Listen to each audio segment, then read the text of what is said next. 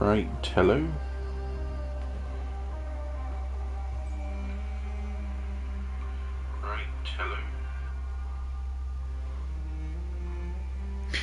Hello, my name's Waldowski, and let's get into another part of, or let's start Assassin's Creed Origins, and we'll be doing the Discovery Tour this time, and we'll be getting those. I did look on PlayStation Trophies, and apparently you can get the Discovery Tour done in half an hour, but that's if you skip dialogue. But we're not gonna. I don't think we're going to be skipping dialogue. And there's 71 tours. I'm not sure quite what we're going to be doing, but I'll decide that when we get more familiar with what's going on. But anyway, the Discovery Tour. Explore this virtual museum mode with guided tours and historical locations set in a combat and quest-free environment, which is what we want. The Discovery Tour. It's quite interesting that they put this mode in the game. I think it's really good. It shows a dedication, doesn't it, to the history and culture of a place. With content curated by Egyptologists and hundreds of images scoured from museums and libraries around the world, we hope to share with you the passion that inhabited us for the 4 years it took to develop Assassin's Creed Origins.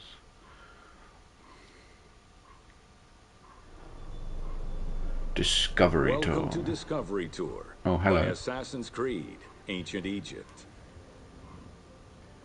Look at that. Guided tours will take you through majestic landmarks and acquaint you with ancient Egyptians and their culture. God, look at that. Enjoy the vast panoramas of this beautiful country through the eyes of your eagle, or use an avatar to climb to the very top of the Great Pyramid.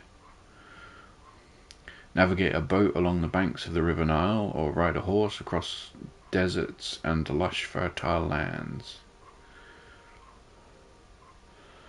And when a view truly captures your fascination, take a picture using the photo mode and share it with your friends. I haven't got any friends. We hope you enjoy this experience.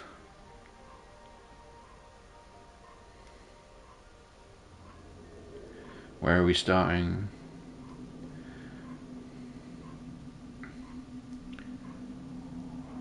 Who are we? Are we Bayek? Oh no, we're is it Aya?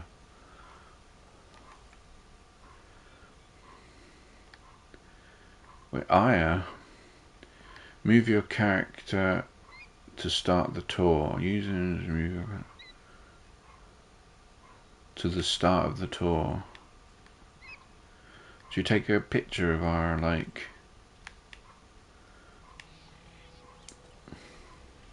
start a tour? Alexandria, planning of the city. Number of stations 8. Region Alexandria. Learn about the design and layout of the city of Alexandria.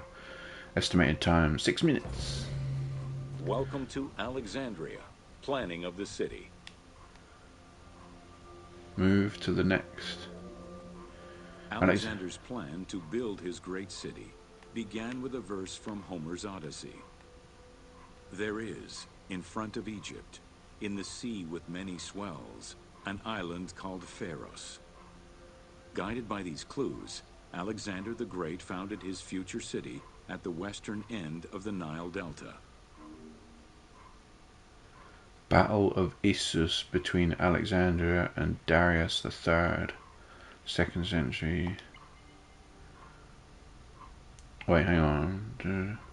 Oh, wow, that's small at the top, isn't it? Why are they telling us files? Is that like a bibliography?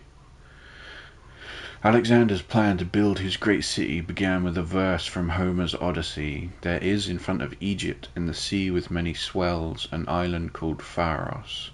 Guided by these clues, Alexander the Great founded his future city at the western end of the Nile Delta.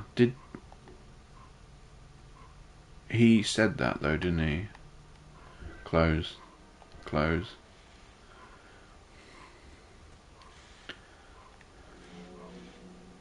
Though Alexander considered this location ideal for his great city, it presented considerable challenges. Too difficult to access during storms, the surrounding swamps threatened disease, and the limestone soil prevented the growth of healthy crops. However, due to the influence of his mentor Aristotle, Alexander the Great recognized that the true value was its strategic emplacement. Alexander knew that in controlling Pelusium to the east, Memphis to the south, and his crowning glory Alexandria to the west, he would create a triangular stronghold, allowing him to control the entire delta while giving him access to the Mediterranean.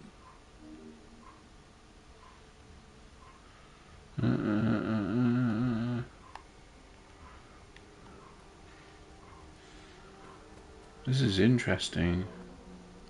The Great Walls of Alexandria had a humble beginning. Lacking chalk to outline the future city's foundations, architects were forced to use flour instead. Clouds of migrating birds swept down and ate the flour, erasing the plans. This prompted Alexander to seek guidance from the oracles, who reassured him that his future city was destined to feed a large population. 18th dynasty. It's quite good. It gives you a little sound prompt as well when the talking's finished. Excavations led by Mahmud Bey el-Falaki in the 19th century revealed that the wall enclosure measured approximately 5.2 kilometers in length and 2.2 kilometers in width. It was roughly 9 meters in height. View of the obelisk and Tutmosis III seen from the walls of Alexandria. Wait, hang on. Huh.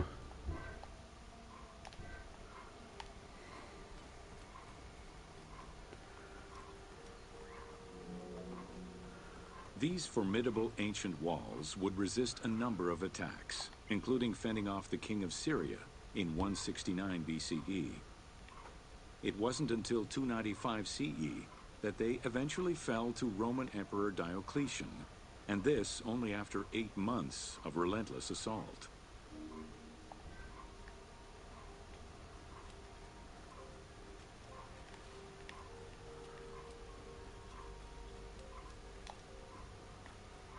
Oh, we can mount a horse. Whoa. Alexandria's principal architect, Dinocrates, chose a Hippodamian grid plan. The grid maximized functionality, with wide, straight roads and canals running beneath them. Alexander recognized the military value of the city's design. The wide, parallel streets gave him optimal surveillance of the city, while allowing the unobstructed flow of troops.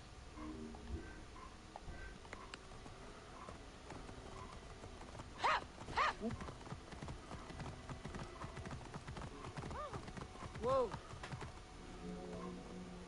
A central corridor ran from the Mediterranean's north port down to Lake Mareotis to the south. This thoroughfare acted as an unobstructed link for commercial trade and travel between the two ports. Many of the streets were bordered with grand buildings and parks, including Canopic Street, with its impressive gate bordering the eastern end.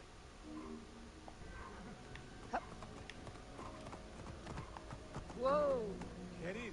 Alexandria was most likely built upon an already existing Egyptian village. Upon its completion, the Egyptians reviled the city, refusing to call it by its founder's name. Instead, they called it Raked, the building, as a mark of disdain, which was later Hellenized into Rakotis. Despite this, the name Alexandria would remain.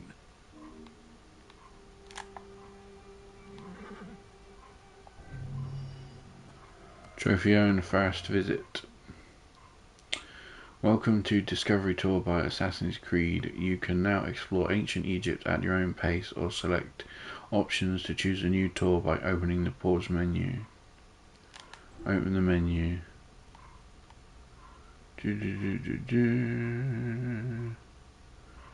Egypt. Introduction. Oh, have we not done that? Why did we start off the other one?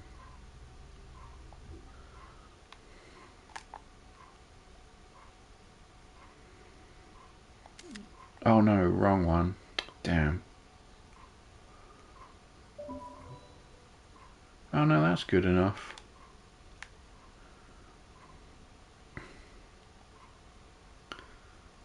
I meant to rotate the camera.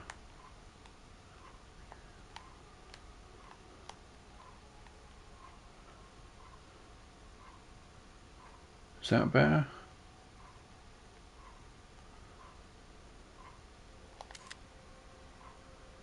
I don't know.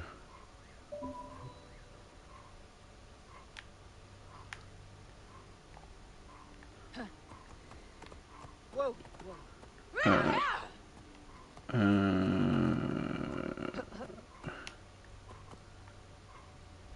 I haven't got any HUD. Tours, characters,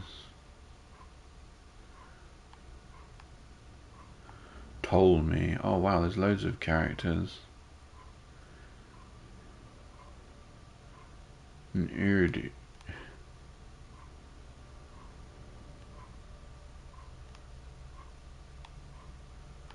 Bayek. We're supposed to complete. Learn about the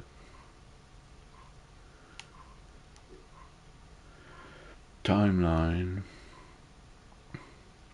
Old Kingdom, Middle, New. Ptolemaic. Today, 2000. Controls, passport.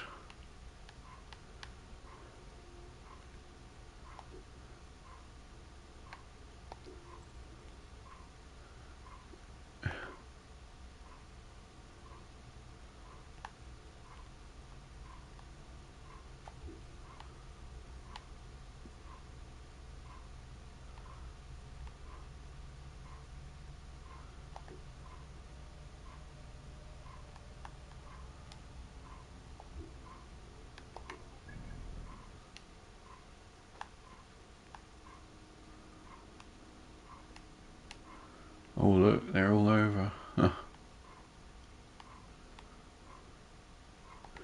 And it tells us what tours we've done. Oh, that's good. Let's get on with it then. Can we just mark them on the map? Because I think I'd rather travel on foot, some of them. Learn about the Museum of Alexandria and its function within the city. I think you got to complete 5 tours with different characters. So you completed a tour with Aya. Whoa.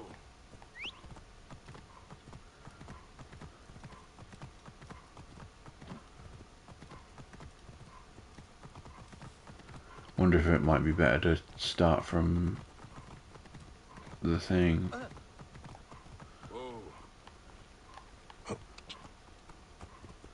We'll keep the horse. The Museum of Alexandria. Learn about the Museum of Alexandria and its function within the city. Welcome to the Museion of Alexandria.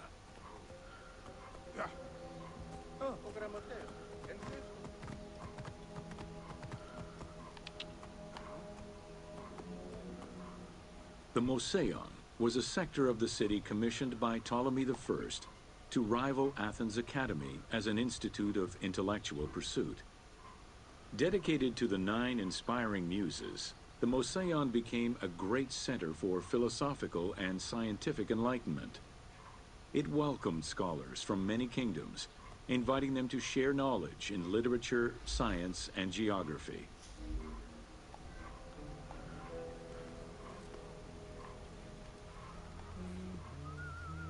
About the Muses, this library is dedicated to invoke the 9 daughters of Zeus, sometimes called the Muses, recruited by Osiris. They are known as Calliope, Cleo, Euterpe, Erato, Melpomene, Polythymnia,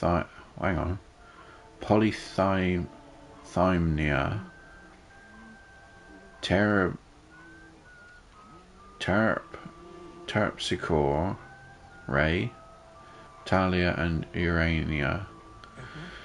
They are the goddesses of art, key to the good life, and the names of Herodotus's historical books.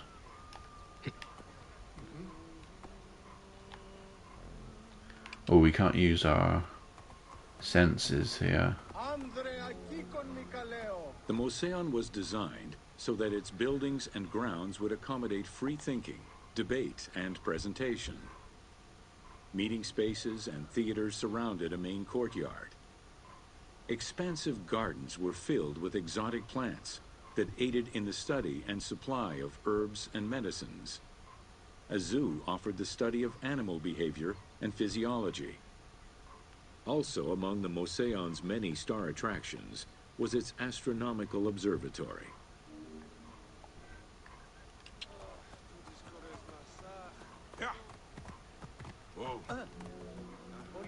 Herophilus was a physician who lived most of his life in Alexandria.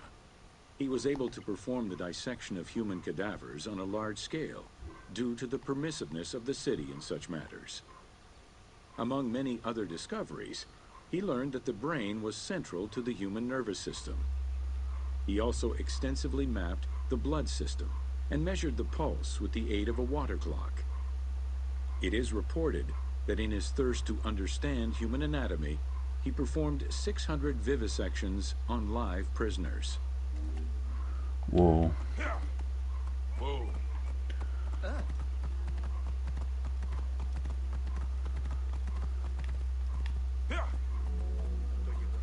In order to be free to pursue their research, scholars were fed and housed at the Moseon at the government's expense. This freedom provided Alexandria's scholars a meeting space for intellectual pursuits and a haven for spiritual peace. Though nothing remains of the original Moseon, it lives on as the legacy of our modern museums.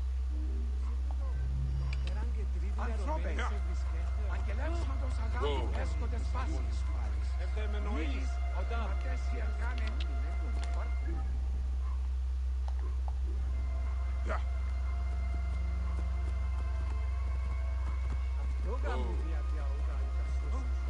Oh, we better change character, haven't we? What's the different costumes then? Egyptian head. A Persian commander. Oh, I like that one. Should we try that out? Oh, wait. How do I get there? Whoa. Okay then. Whoa. The island of Pharos. Learn about the islands of Pharos and the monuments located on the islands. Welcome to the Islands of Pharos. Whoa. Nice ass. The Heptastadion was a bridge-like causeway connecting the island of Pharos to mainland Alexandria. Its name is based on the Greek terms of measurement, hepta meaning 7, and stadion, which is a measure of length of roughly 180 meters.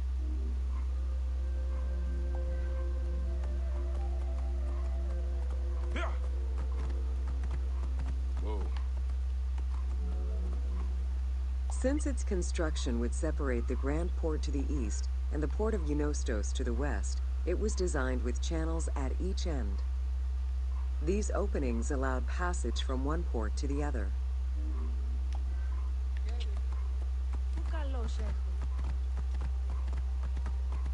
Whoa.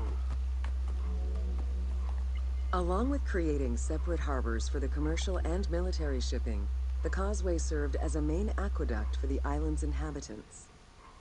Its presence also helped protect the island and its ports from rough wind and sea currents. At the end of antiquity, the Heptastadion disappeared under layers of silt and soil, which formed an important sedimentary deposit.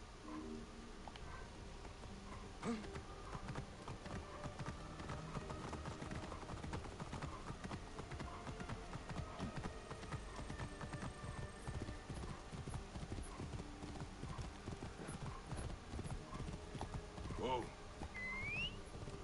Ah.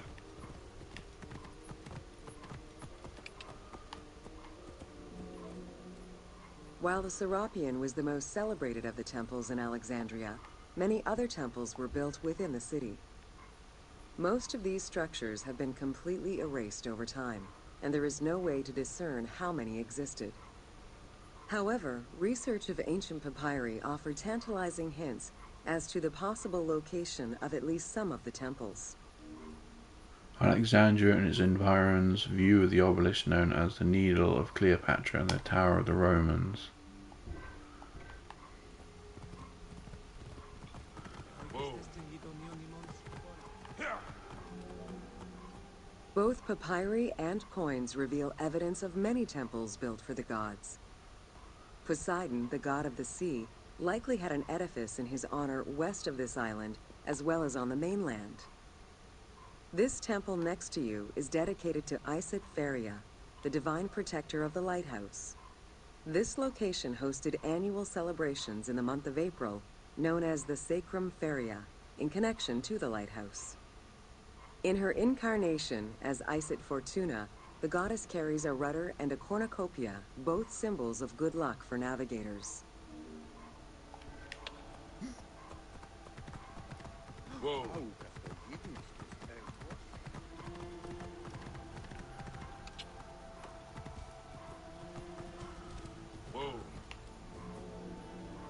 Considered one of the 7 wonders of the ancient world, the Lighthouse of Alexandria was a source of great pride for the inhabitants of the city. Construction began under Ptolemy I's reign and lasted 15 years. It was completed during his son's rule. Once completed, the lighthouse was dedicated to the gods for the salvation of those who sail the sea.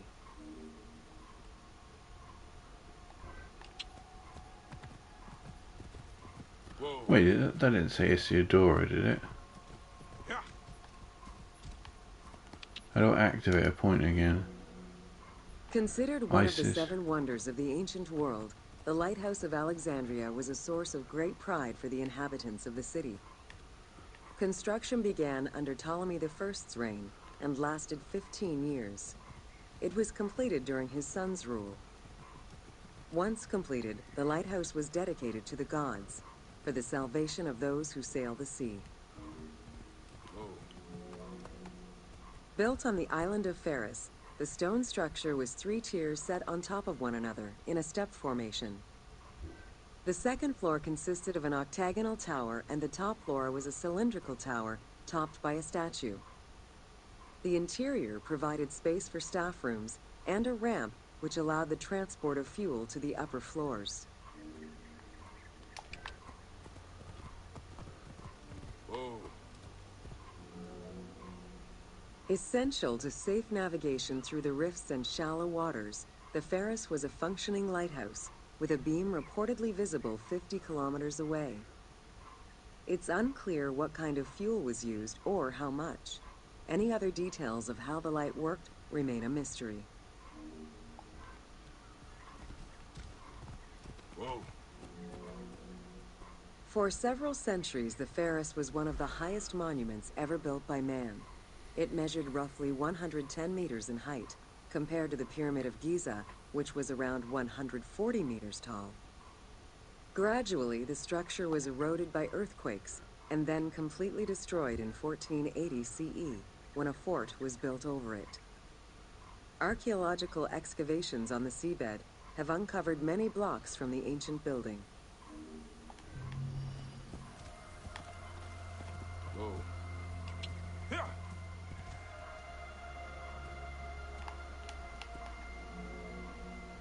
Essential to safe navigation through the rifts and shallow waters, the Ferris was a functioning lighthouse, with a beam reportedly visible 50 kilometers away.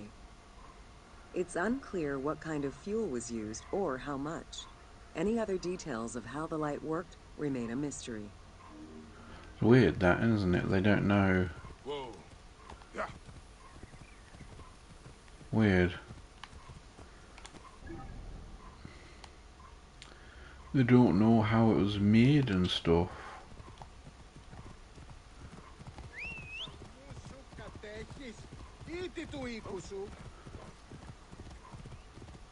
Oh, we got to change character as well. Should we try Cleopatra now?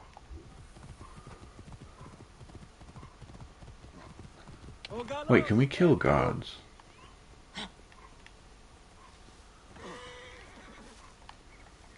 No.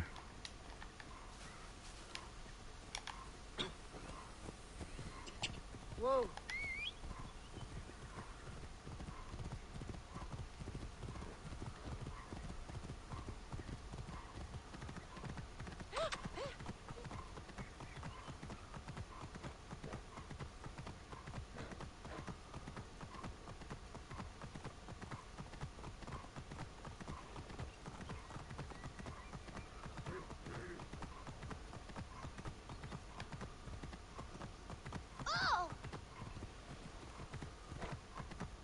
Whoa. Learn how young Alexandrians were educated. Welcome to Education in Alexandria. Whoa. The education of young Alexandrians did not differ from the one generally dispensed elsewhere in ancient Greece. At the age of 7, the child was taken in charge by a tutor, who then became responsible for instilling an elementary education as well as good moral principles.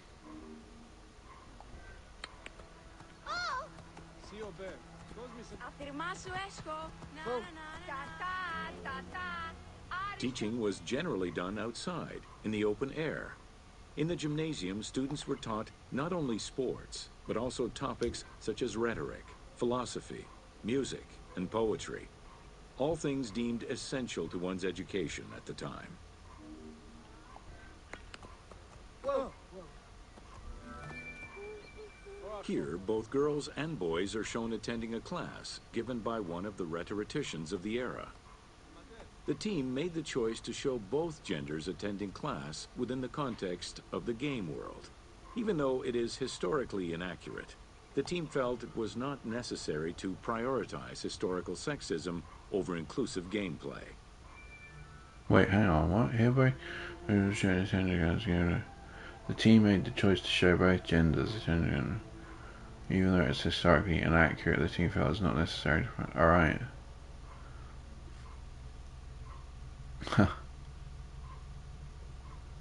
Behind the scenes.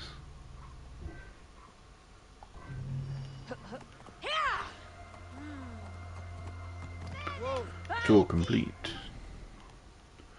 Let's go and do another one.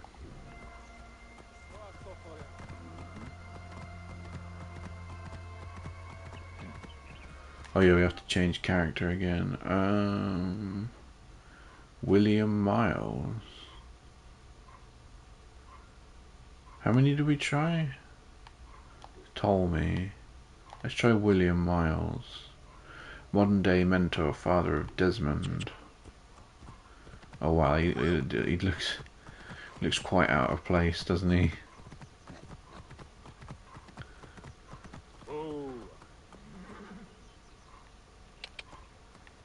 Hey, that's weird. He's got a different voice as well, hasn't he? Do you think that's the actual voice actor for William Miles? Whoa. Hey. Learn about the siege of Alexandria from Julius Caesar's perspective. 20 minutes. Welcome to the Siege of Alexandria. Among the collection of writings attributed to Julius Caesar are his descriptions of the siege of Alexandria, the Gallic Wars, and the commentaries on the Civil War. These archives contain information on different campaigns, the wars of Alexandria, Africa, and Spain. Each of them recounts Caesar's military activity from 58 BCE to 45 BCE. Though Caesar's documents remain a main source of information, it's important to note that the perspective is limited. It is necessary for other historical documents to be taken into consideration to provide a better understanding of events.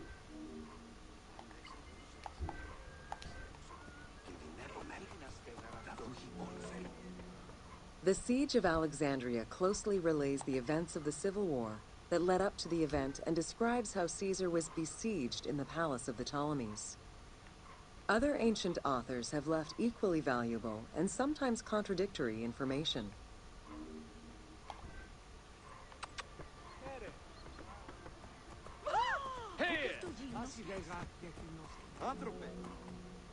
In the events leading up to the Siege of Alexandria, Cleopatra VII and her brother were fighting over control of Egypt. Young King Ptolemy XIII's regent, Pothinus, had firm control over the young pharaoh, and an outmaneuvered Cleopatra soon went into hiding. This set the stage for Pompey's arrival in Alexandria. Having lost his battle against Caesar in 48 BCE, the Roman general turned to his allies, the Egyptians, for safe harbor. But on the advice of Pothinus, Ptolemy XIII had Pompey assassinated in the hopes of earning Caesar's favor. This would turn out to be a most unfortunate decision. Ooh, why? Intrigue. Upon his arrival in Alexandria, Caesar was presented with Pompey's head.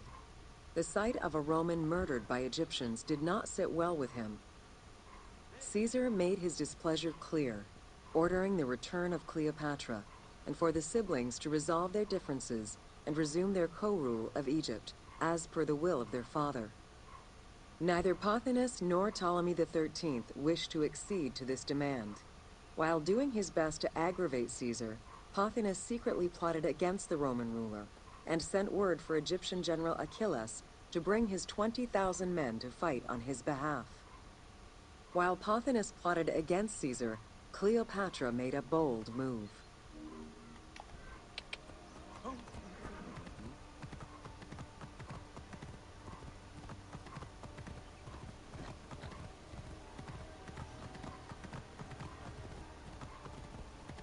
Elias, ugar el lapni gignoskis, dinamak sambi, wapofer.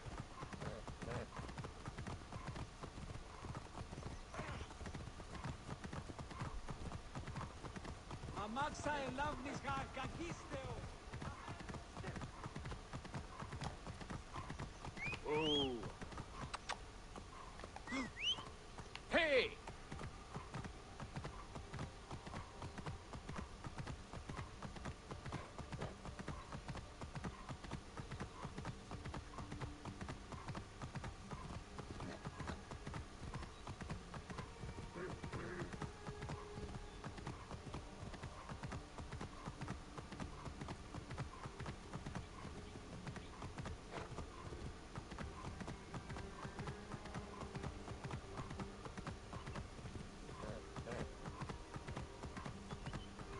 Oh. There are various descriptions of the encounter between Caesar and Cleopatra. One report states that she snuck into the palace alone at night. Another account claims she was accompanied by an ally and was brought inside the palace wrapped in a carpet bag. Though exactly what happened at this fateful meeting is up for debate, what is known is that Cleopatra met with Caesar and earned his approval. Pothinus and Ptolemy XIII were most vexed with this turn of events. Whoa.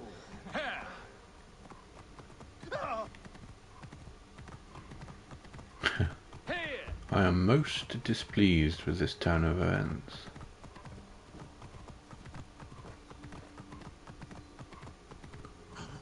Whoa.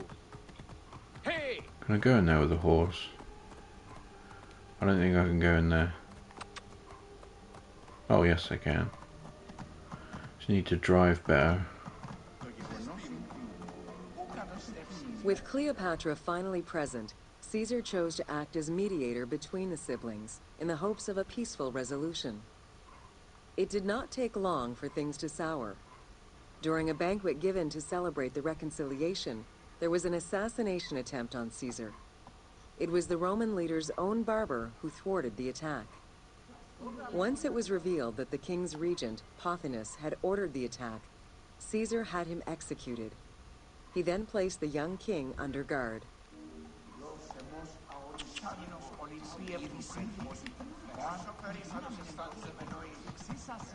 Whoa. Ha!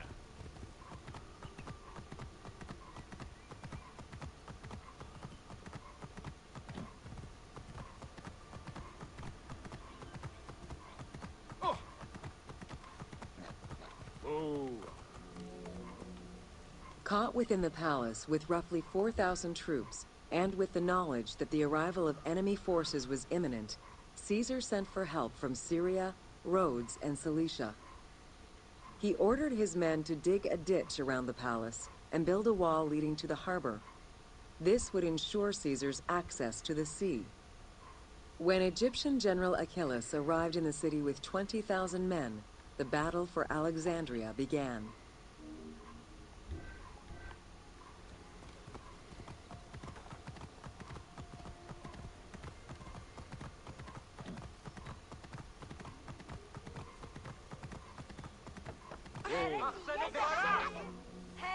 With so few men at his disposal, Caesar could not risk a battle just yet.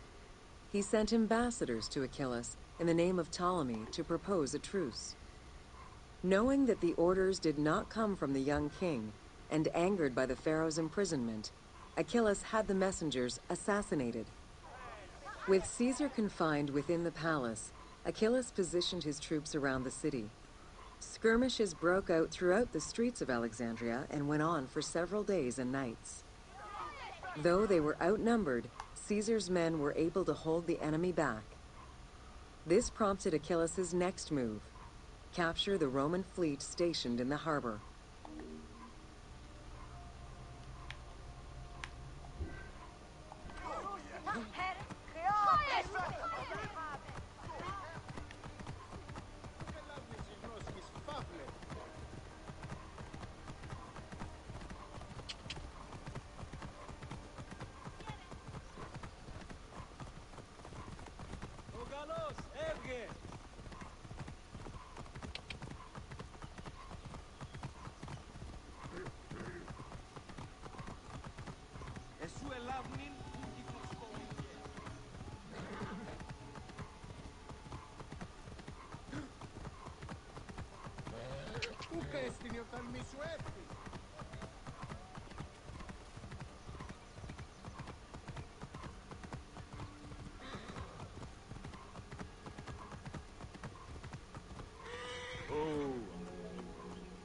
Although the palace offered protection, losing the port meant the end of help and supplies. Caesar knew he had to protect the fleet. While he and his troops succeeded in regaining control of the port, he knew it would be impossible to sustain. Caesar ordered the burning of the ships. With passage back to the palace closed off, he headed for the lighthouse of Alexandria.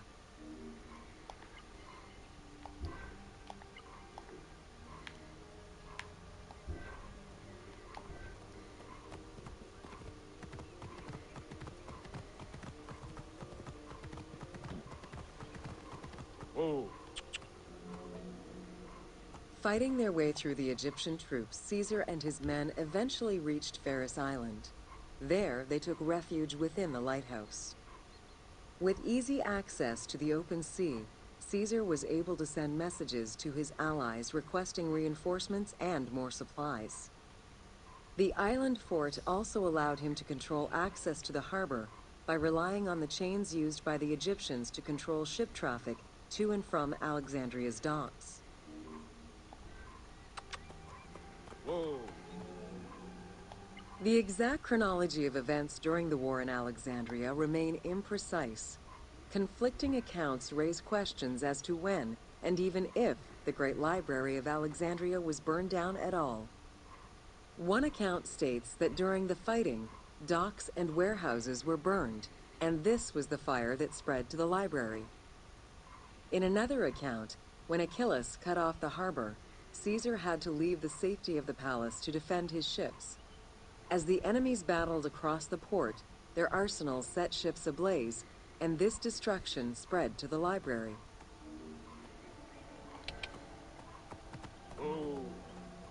In either case, the Great Library was not completely destroyed. Experts point out that its location was too far from the harbor, and much later texts refer to the Great Library as being intact. Warehouses near the harbor contained manuscript copies awaiting export, and it is more likely that these documents were destroyed than the Great Library itself.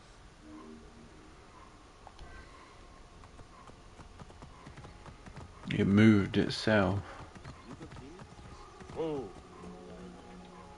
The destruction of the Great Library may have been due to a number of fires over the ages. Its end was probably closer to the 4th century CE, when the Christian Emperor Theodosius I ordered the closure of all pagan temples. While some documents survived after being moved away, it remains unclear just what knowledge may have been lost.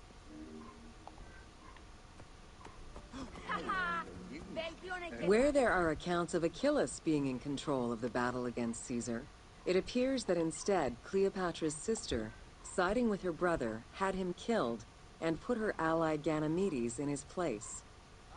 Ganymedes proved a valuable tactician for the Egyptian side.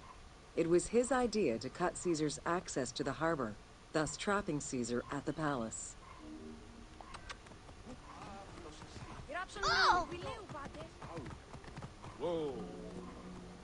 During the time of Ptolemy I, canals had been dug throughout Alexandria to provide fresh water. Ganymedes had his men take control of these canals. After isolating their own water supply, he had his men pour salt water into the canals and cisterns that led to Caesar's camp.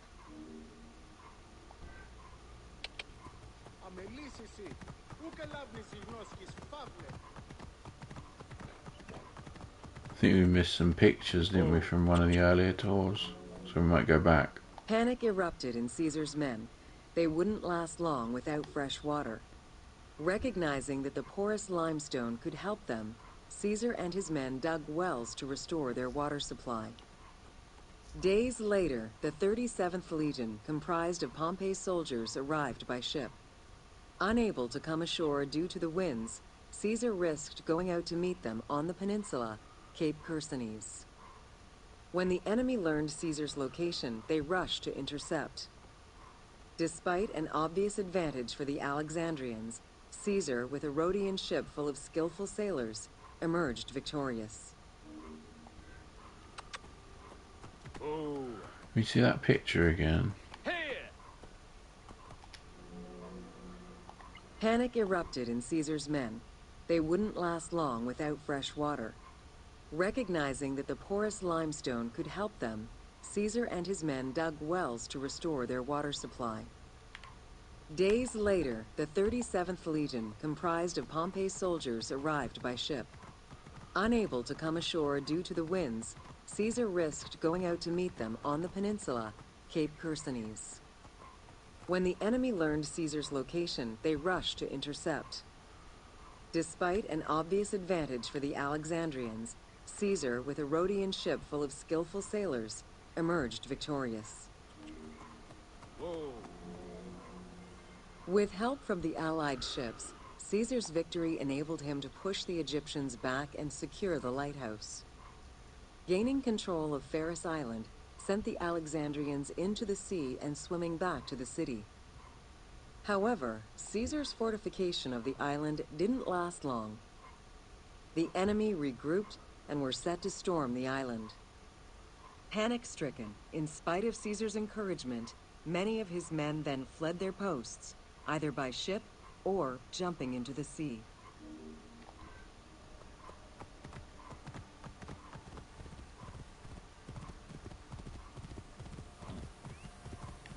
Wait, hang on, I do want to... Is there a way to stop the narration? Oh. Ha!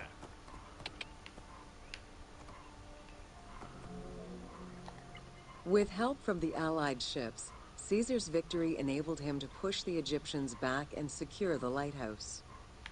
Gaining control of Pharis Island sent the Alexandrians into the sea and swimming back to the city. However, Caesar's fortification of the island didn't last long. The enemy regrouped and were set to storm the island. Caesar attempted to retreat, but Port Eunostos' harbor was overrun with enemy ships, preventing escape. Reportedly, Caesar gathered his papers and leapt overboard in an attempt to swim to an Allied ship farther out. Historian Cassius Dio claimed that Caesar would have drowned if he hadn't been able to remove his purple garment. Still, he managed to swim the distance and survive. The Alexandrians recovered the cloak and used it as a trophy to commemorate the Roman debacle.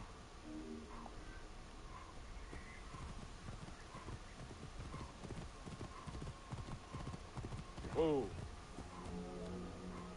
Unhappy with Ganymedes and wanting their king restored, the Alexandrians approached Caesar with a compromise. Caesar agreed to release Ptolemy XIII after entreating him to spare the kingdom and remain loyal to Rome. Once freed, however, the king defied the agreement and continued the war.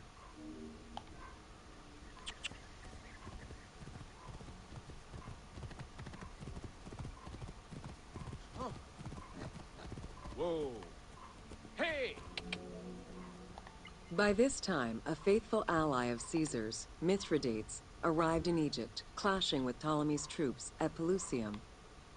Outnumbering the enemy, Mithridates secured the region between Pelusium and Alexandria. Ptolemy, warned of Caesar's ally marching on Alexandria, sent his troops to prevent passage over the river.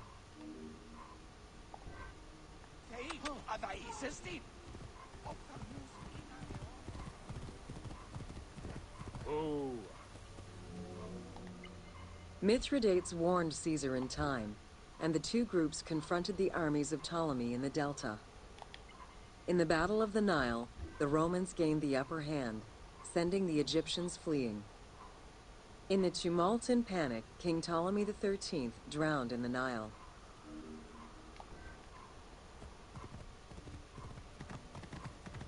Oh.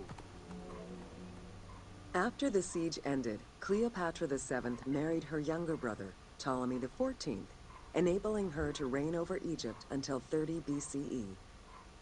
Under her rule, Alexandria settled into its position within the Roman Empire and eventually surpassed Athens as one of the most important cities in the Roman Empire. Julius Caesar remained in Egypt for a short time. He and Cleopatra would later have a son named Caesarion. Caesarion. Trophy earned polymorph. Hey!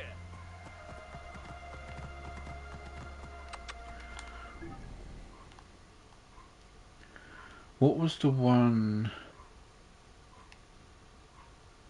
We went here.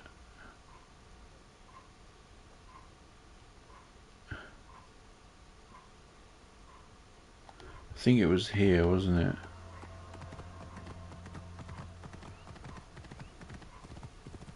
There was one, and I think I didn't look at the pictures properly.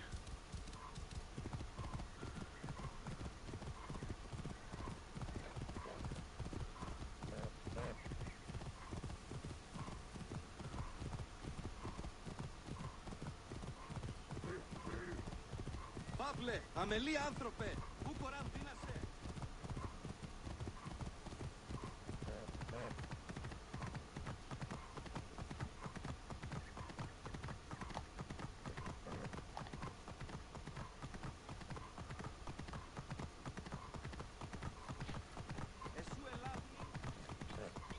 Oh. Welcome to the Islands of Pharis. The Heptastadion was a bridge-like causeway connecting the island of Pharos to mainland Alexandria. Its name is based on the Greek term. Since its construction would separate the Grand Port to the east and the port of Eunostos to the west, it was designed with channels at each end. These, along with creating separate harbors for the commercial and military shipping, the causeway served as a main aqueduct Oh, no, I for the think I did island's look at these. inhabitants. Its presence also helped protect the island and its ports from rough wind and sea currents. At the end of antiquity, the Heptastadion disappeared under layers of silt and soil, which formed an important sedimentary deposit. Hey! While the Serapeum Oh, was I the did most look at these. celebrated of the temples in Alexandria, many other temples were built within the city. Both papyri and coins reveal evidence of many temples built for the gods. Poseidon, the god of the sea, likely had an edifice in his honor west of this island, as well as on the mainland. This temple next to you is dedicated to Isis. Considered one of the 7 wonders of the ancient world, the Lighthouse of Alexandria was a source of great pride for the inhabitants of the city. Built on the island of Pharos, the stone structure was 3 tiers set on top of one another in a step formation. Essential to safe navigation through the rifts and shallow waters, the Pharos was a functioning lighthouse, with a beam reportedly visible 50 kilometers away. For several centuries, the Pharos was one of the highest monuments. Was it a different one that I didn't do then?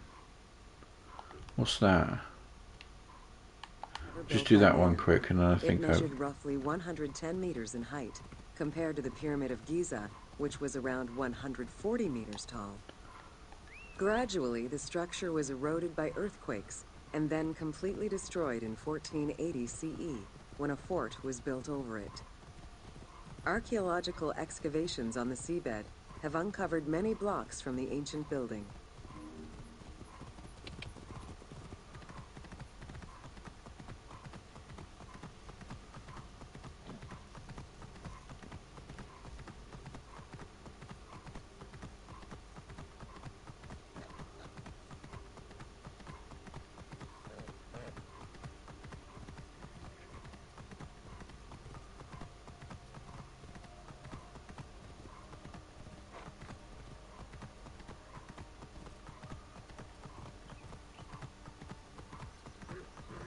Whoa. Ha!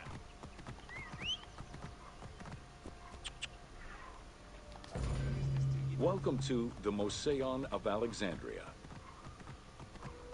Whoa! Whoa. The Mouseion was a sector of the city commissioned by Ptolemy I to rival Athens' Academy as an institute.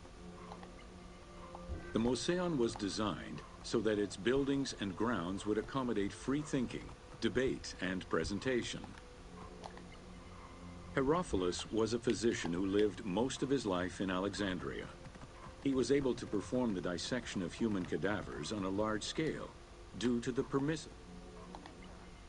In order to No, I be did free look to at them. pursue Did their I look at the first ones? Learn about the design.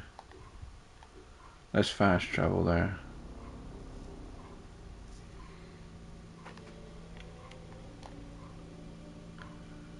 Look at him, he looks so out of place. Can't attack. Oh no, my horse is gone. Welcome to Alexandria, planning of the city. Alexander's plan to build his great city began with a verse from Homer's Odyssey. Though Alexander I think I considered did this look. location ideal for his great city, it presented considerable challenges. The Oh, no, I great didn't walls see of that. Alexandria had a humble beginning. Lacking chalk, excavations led by Mahmud Bey el-Falaki in the 19th century revealed that the wall enclosure measured approximately. These formidable ancient walls would resist a number of attacks, including fending off the king of Syria in 169 BCE. It wasn't until 295 CE that they eventually fell to Roman Emperor Diocletian, and this only after 8 months of relentless. Alexandria's principal architect, Dinocrates, chose a Hippodamian grid plan. The grid maximized functionality with wide, straight roads, and a central corridor ran from the Mediterranean's north port down to Lake Mareotis to the south. Alexandria was most likely built upon an already existing Egyptian village. These are nice, these, aren't they? Upon its completion, the Egyptians reviled the city, refusing to call it by its founder's name. Instead, they called it Raked, the building, as a mark of disdain, which was later Hellenized into Rakotis. Despite this, the name Alexandria would remain.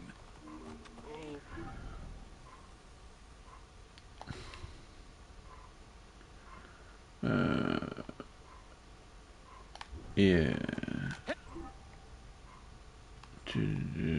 Let's try Layla.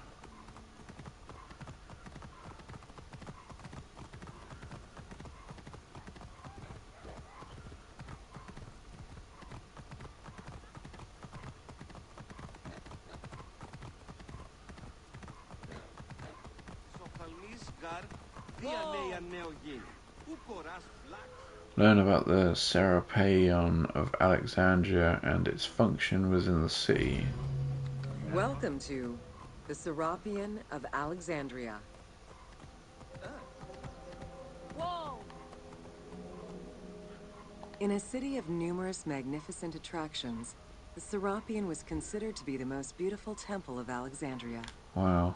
Located southwest of the city, on a small hill known as the Acropolis, the sanctuary was constructed during the reign of Ptolemy III, upon foundations which had existed since the reign of Ptolemy I Soter.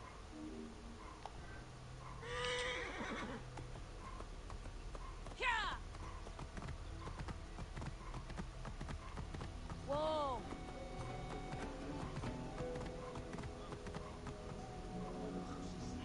Visitors of the Serapeon climbed 100 steps to reach the courtyard. Libraries were installed in the porticos surrounding the square building, with its roof and columns adorned with gold and gilded bronze.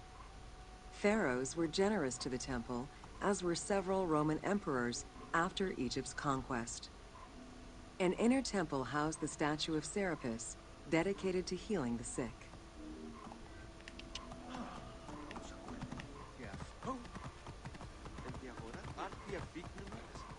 Whoa! Since the 26th dynasty, Greeks in Egypt had gradually integrated the Egyptian cult of the Apis bull to their own rituals. With the establishment of the Ptolemaic dynasty, the cult of Apis was further integrated into Greek religion. During his rule, Ptolemy I chose to merge Egyptian and Hellenic gods into a syncretic divinity named Serapis. This name was the result of the amalgamation of Osiris and Apis. With this new deity, the Ptolemaic dynasty managed to accommodate similar belief sets for two different cultures, bringing about a new dynastic cult.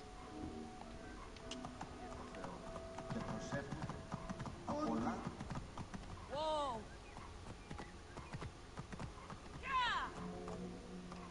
Serapis was also associated to other deities, including Asclepius, a Greek god of healing. It is possible that, as with the Serapis Temple of Canopus, the sick would visit this sanctuary, sleeping there overnight in the hopes of being healed within its hallowed halls.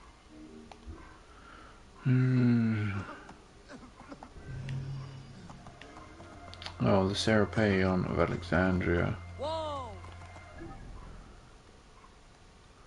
Let's do this one. Should we change character again? Should we go through all of them? Let's do Julius Caesar. Wait, what does it say, the thing? Selected, alright. Roman politician and general. Wait, what does it say with the things?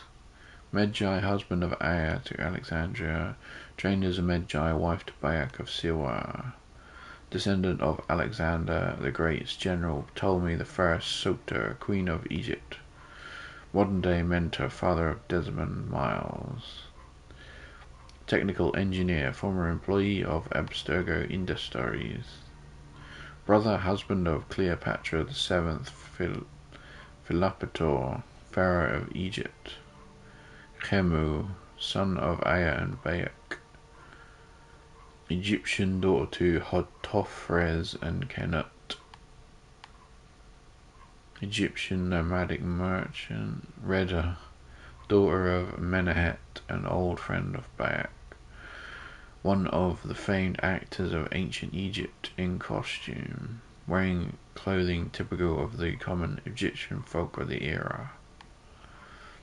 Wearing clothing to Egypt. Wearing clothing typical of Roman soldiers. Oh, there's a lot of them, isn't there? Wearing clothes to typical nobility. Wearing Greek folk. Soldiers. Wearing hedge clothing, a more distinguished, though still practical outfit. Hedge means white. Wearing Irtu clothing, favoured by the nobles. Irtu means blue. Wearing the robe of an elder Maasai warrior.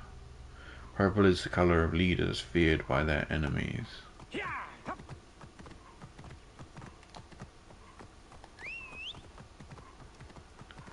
Where is he trying to go? He's trying to go down there, isn't he? We need to go through here.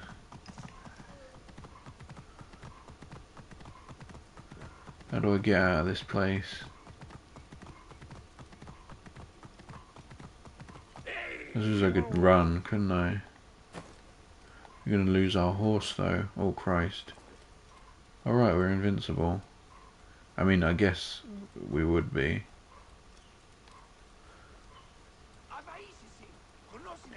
Can you steal horses? Oh, you can't steal horses.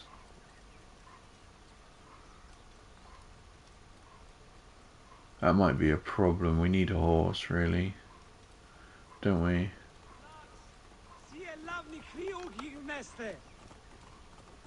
Where would I get a horse from? A stable. Where's a stable? Wait, can you... Oh wow.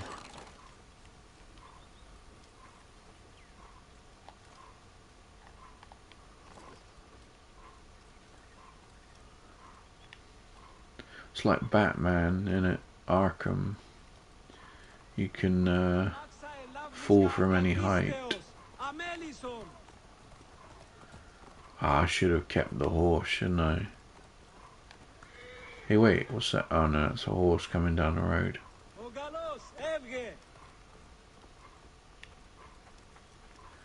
Any horses?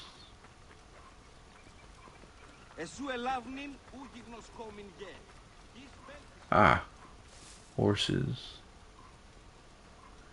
You just straight up take this one.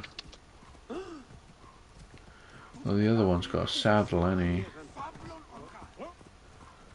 Now we keep with this.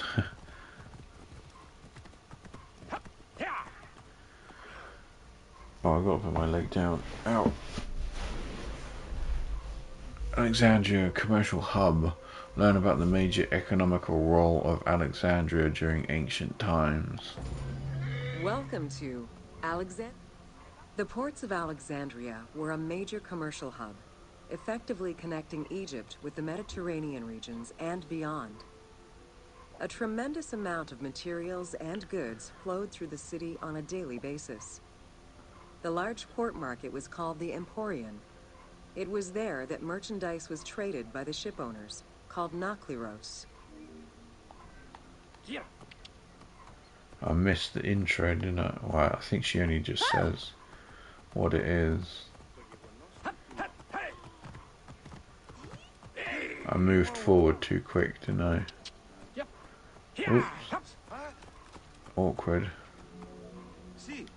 Food and other artisan work streamed out of Egypt. Ceramics, glass, golden rings, and minted coinage. The local potters, using traditional Egyptian techniques, competed with those from abroad, and the textile industry flourished.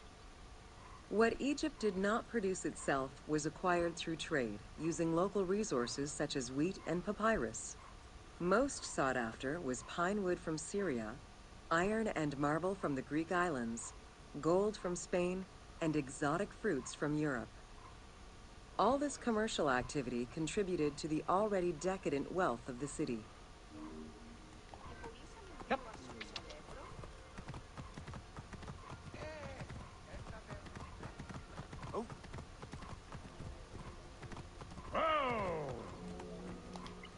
The wood imported to Port Mareotis through Alexandria's seaward ports was used in the nearby shipyards, where most of Egypt's ships were built.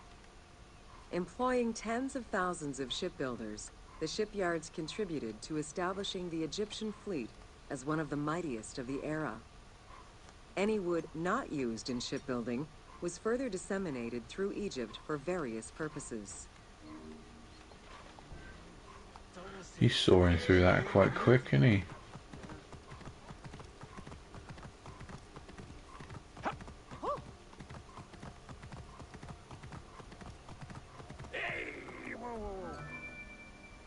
The southern port of Lake Mareotis was the biggest in Alexandria.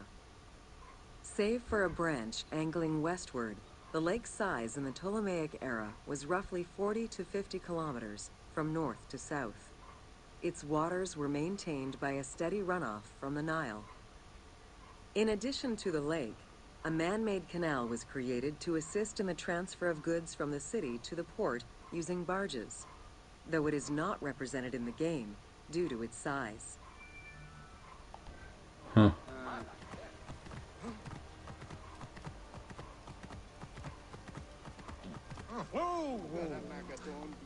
Banking was one of the most distinctive innovations brought by the Greeks to Egypt. The centerpiece of Alexandria's wealth was the royal systematization of taxes on almost everything. Basic items such as salt, oil, beer, wheat, and linen were heavily taxed. As a result, the royal treasury of Alexandria was able to ensure the economic stability of most of the administrative areas of Egypt. Oh, hang on. Gold. Banking was one of the most distinctive innovations brought by the Greeks to Egypt. The centerpiece of Alexandria's wealth was the royal systematization of taxes on almost everything. Oh, damn it. Basic items such as salt, oil, beer, wheat, and linen were heavily taxed. As a result, by the late 12th century, the channel feeding the lake from the Nile silted up. Lake Mareotis lost its connection to the Mediterranean, as well as most of its water, as the lake slowly evaporated to a fraction of its former size. In modern times, Lake Mareotis is being kept alive through irrigation. However, only about 17% of its original size remains. That's just a picture from space. Huh.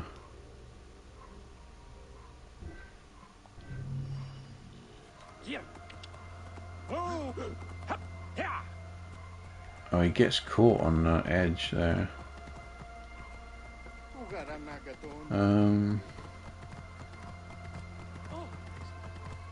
Should we change character again? Right, we did William. Tim next.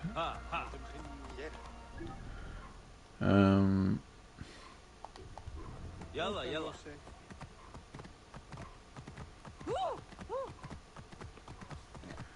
Don't want to lose my horse.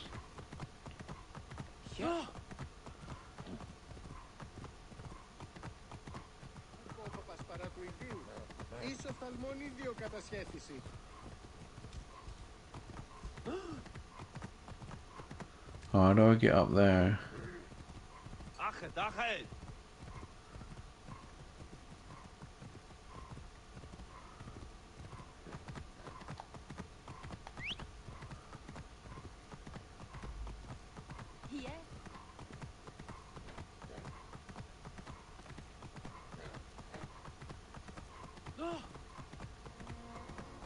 Hollis, Hollis. Oh!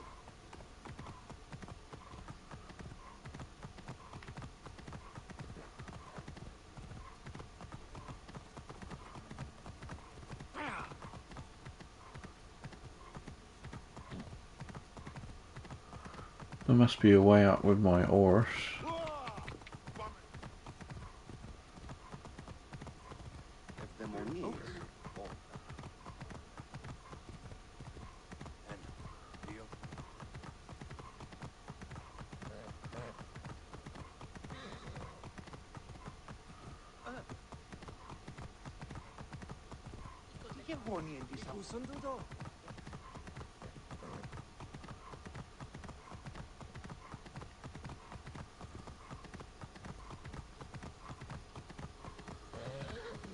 How shall I sing on?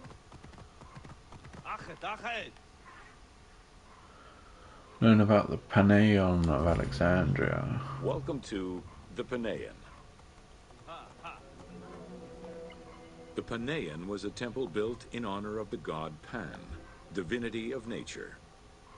This Greek god, often represented as a half-man, half-goat, with a beard, horns, and goat's hooves, was considered the protector of shepherds and herds.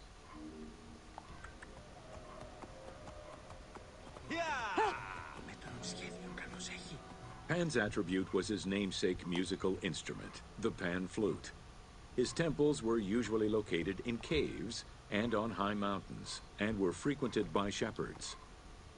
It is likely that Mediterranean cults adopted the imagery of Pan to symbolize the Christian devil. Yalla, yalla. Hollis, Hollis. To give proper honor to the god, Alexandrians built an artificial hill upon which they housed his temple to compensate for the flat relief of the city. The artificial mound had the shape of a spinning top or a pine cone, which was accessed by a spiral staircase. The top had a panoramic view of the entire city. Only such heights would be fitting for a mountain god.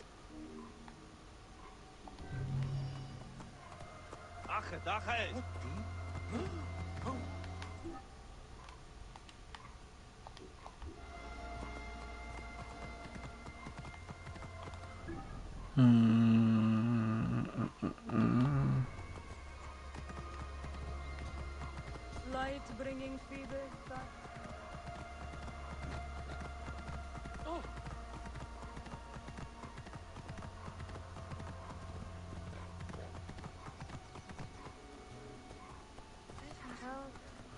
Learn about the various forms of entertainment that existed in Alexandria. Welcome to Alexandria, City of Celebration. Like most Greek cities, Alexandria offered multiple forms of entertainment. Most were related to cults, religious practices, and the festivities surrounding those practices. Among those festivities, the most important ones were the dynastic celebrations, instituted in honor of the deified Ptolemaic kings and queens. These celebrations could go on for many days and included sacrifices, offerings, processions, and public banquets.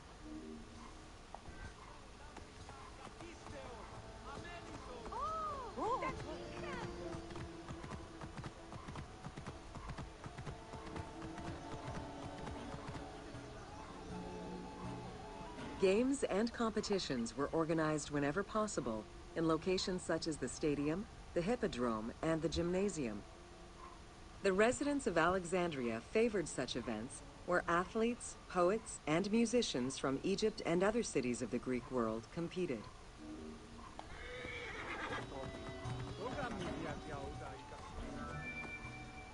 Like all good Greek cities, Alexandria had a theater. The architecture of this structure is Roman in style. This is because the team duplicated a theater from Cyrene. Roman theaters were usually semicircular and built from scratch on a flat area with structures designed to enhance oration. Greek theaters were more oblong in shape, similar to a horseshoe, and favored the slopes of natural hills to support their acoustics.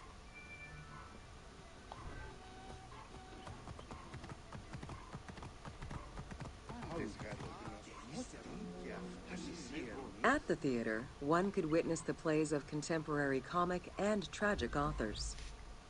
The play you are witnessing below is Menander's Dyskolos, more commonly known as The Grouch, a late and popular entry in the Greek comedies.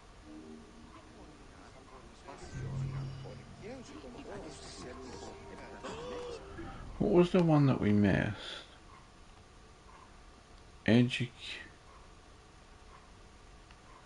The Siege.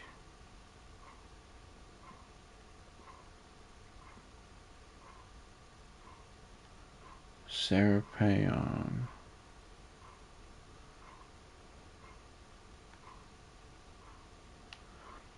I thought it was by the docks.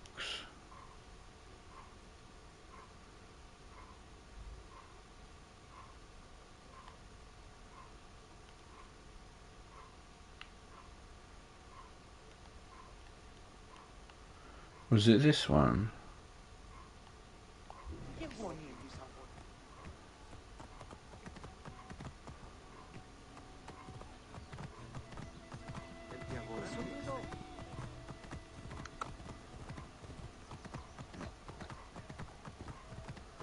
Oh, I know. I can remember which one it was because I didn't listen to the voice acting, did I? I'm sorry if we keep going back, but just settle into it. This might take a while.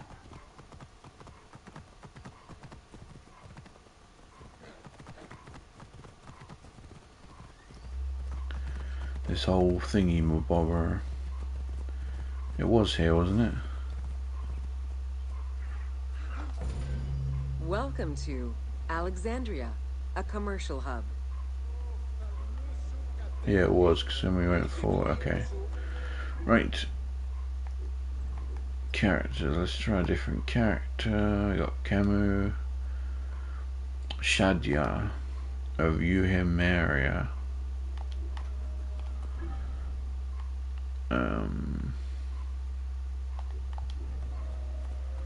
This'll do.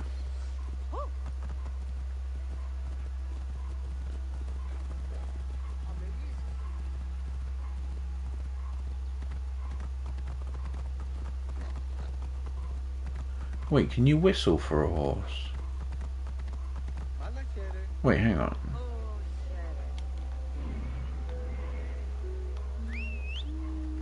Oh, you can.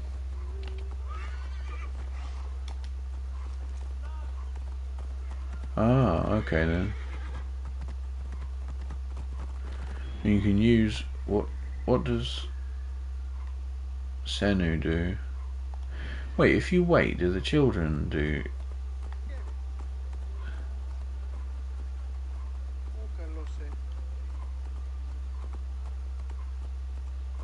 Do they hold Senu?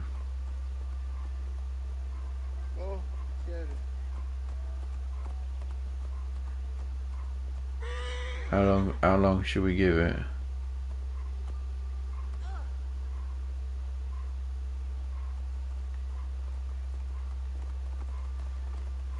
Where's Senu?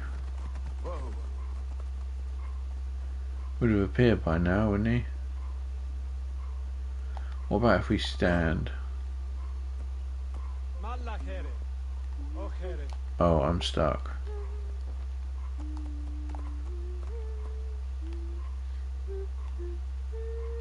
Is that her humming?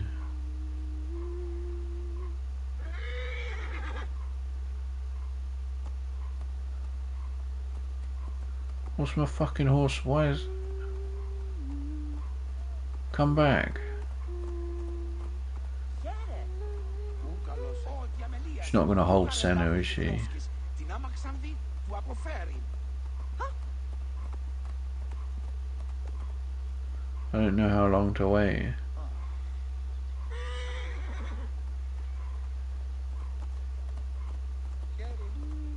Where is Senu? Is that Senu?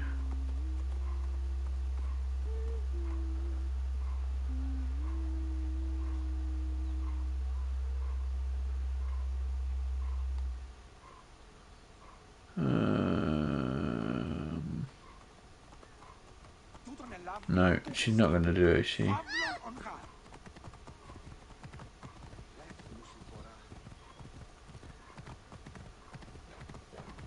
Ο Διαμελίας, ούγαρε λάβνη γιγνώσκης, την άμαξαν δει, του αποφέρει. Wait, hang on. If I change to Aya, what? Who are we? Shadja.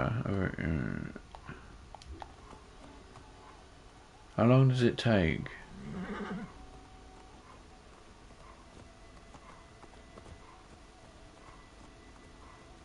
Θεοί, αδαΐσεστη, οφθαλμούς είναι αιώρων απόλεσεν.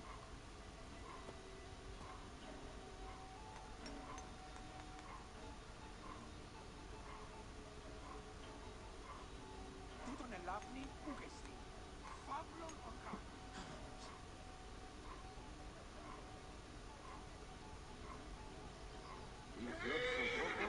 Ούκ έχει πέρας. Ο φθαλμούς σου κατέχεις ή τι του οίκου σου.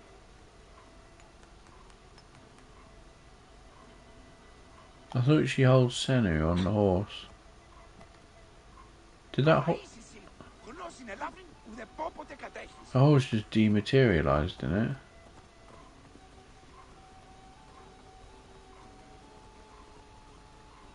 Ο Διαμελίας, ούγαρε λάβνη γιγνώσκης, την άμαξαν δει, του αποφέρει.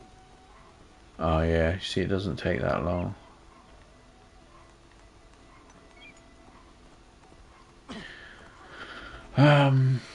Oh no, we were Shadja, weren't we? Let's go back. Shadja. Learn about the city of Alexandria and the Canopic Way. Welcome to Introduction to... After conquering Egypt in damn 331 it. BCE, Alexander the Great decided to build a new city, which, as per his habit, he named after himself. After his death, Alexandria quickly became the capital city, the Ptolemaic Kingdom, and the most important city of the Greek world. Τούτον ελάβνη ούκεστη, φαύλων ορχά.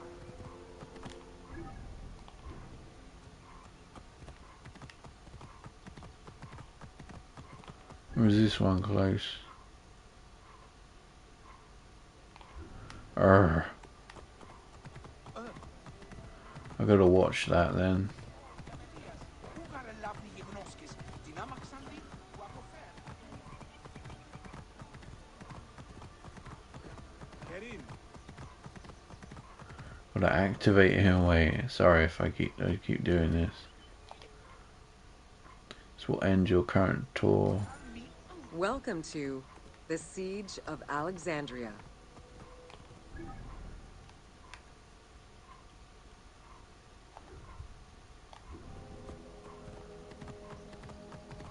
χαίρε.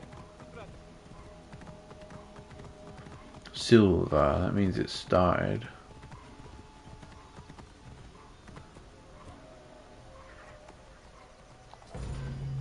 Welcome to Introduction to Alexandria. Παύλε, αμελή άνθρωπε, ου κοράν δύνασε.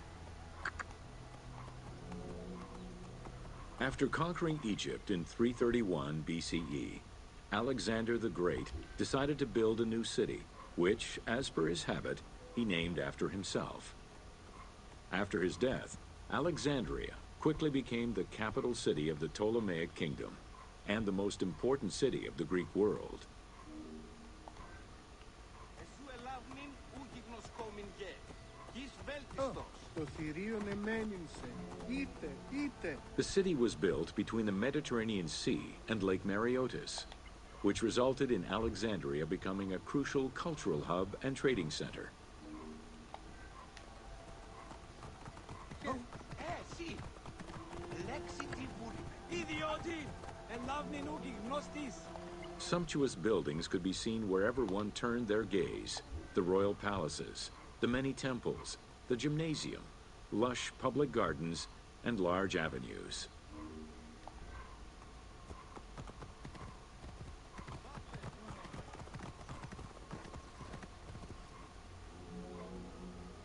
With its incomparable beauty and advantageous geographic location, Alexandria attracted foreigners, intellectuals, and traders. One of the most cosmopolitan cities of the ancient world, Alexandria supplanted even Athens as the most important Greek city in history.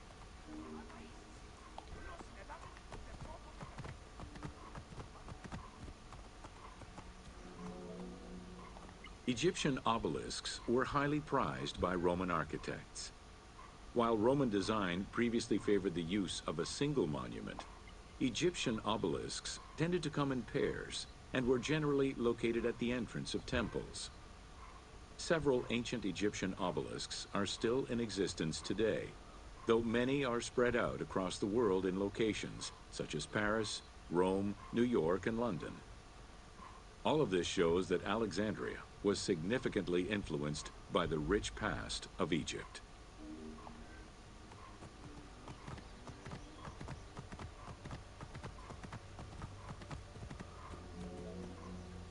Alexandria had several main streets. Its most famous artery was the Canopic Way. It was lined with sumptuous buildings, houses, and temples, and was roughly 8 kilometers in length. This street was one of the most important shipping entrances to Alexandria and often hosted processions and festivals. You like saying sumptuous houses, don't you? Sumptuous houses.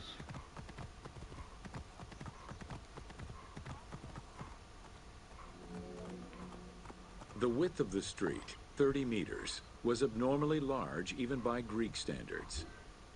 This is likely because the Canopic Way was made in a short span of time and based on an urban plan, as opposed to being slowly built over time, as was usual for the era.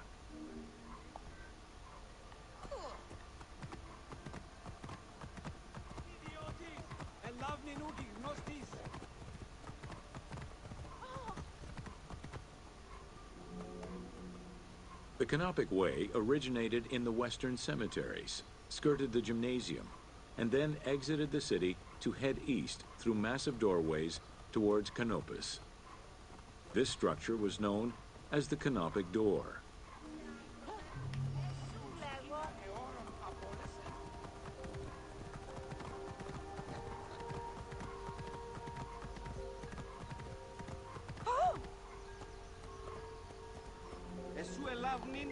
The width of the street, 30 meters, was abnormally large even by Greek standards. This is likely because the Canopic Way was made in a short span of time and based on an urban plan, as opposed to being slowly built over time, as was usual for the era. I'm trying not to miss anything. What was at the start? Wow, we travelled a lot. Oh shit. Travelled a long way, didn't we? What was that first image about? Image. I think we've seen it before though, didn't we? What was that? After conquering Egypt in Battle of 331 Issus between BCE, Alexander and Darius Alexander the III. Great decided to build a new city, which, as per his habit, he named after himself.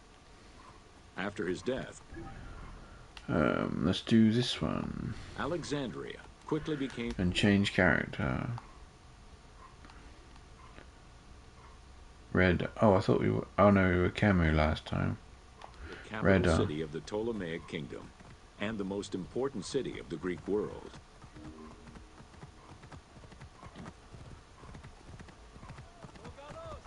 I think Redder can hold the eagle.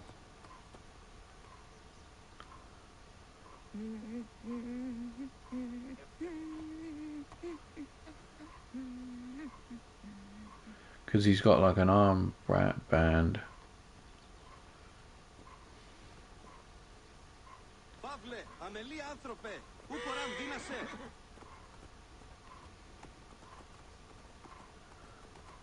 I don't think so. No. Let's go. Stop dicking around, Andrew.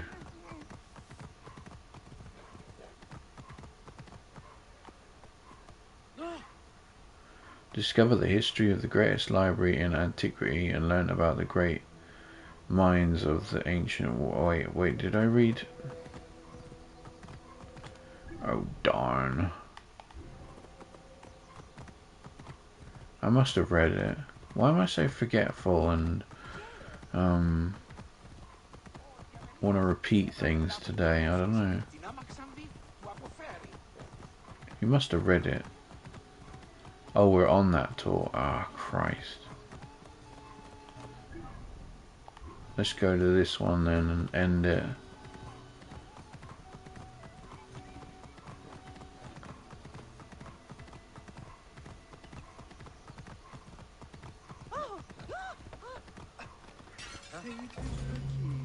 Welcome to the Siege of Alexandria.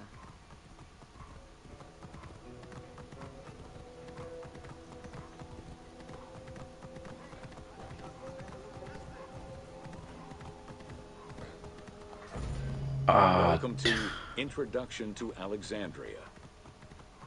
I'm trying to read the introduction. You're gonna break the game if you keep doing this, aren't you?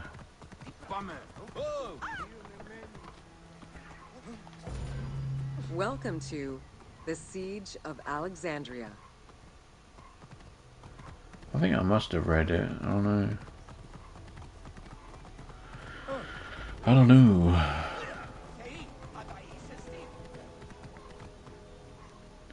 Don't start it. Learn about the city of Alexandria in a chronologic way. Welcome to Introduction to Alexandria.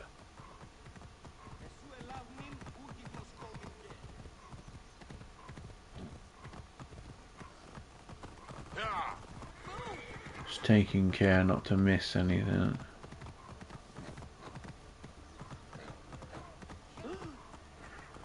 Discover the history of the greatest library in antiquity and learn about the great minds of the ancient world. Welcome to the Great Library of Alexandria.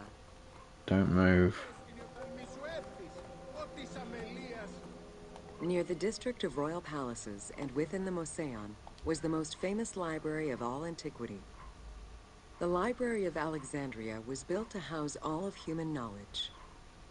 At its pinnacle, the library was believed to contain over 700,000 parchments.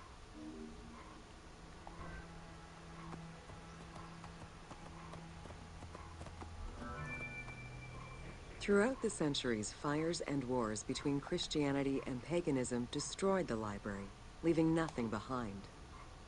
The loss of the building, and more importantly, its vast collection, is immeasurable. As no descriptions are available, the team's rendition of the Library of Alexandria was inspired by the visuals of the Library of Chalcis at Ephesus. Huh. Oh no, go in. Oh, do you think we're supposed to be...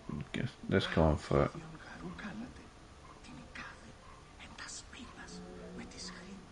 While much of the collection was purchased at the government's expense, the library also obtained books through other means. Any books owned by travelers coming through the city were seized to be copied for the library. The copy would then be returned to the owner, and the original entered into the library's collection.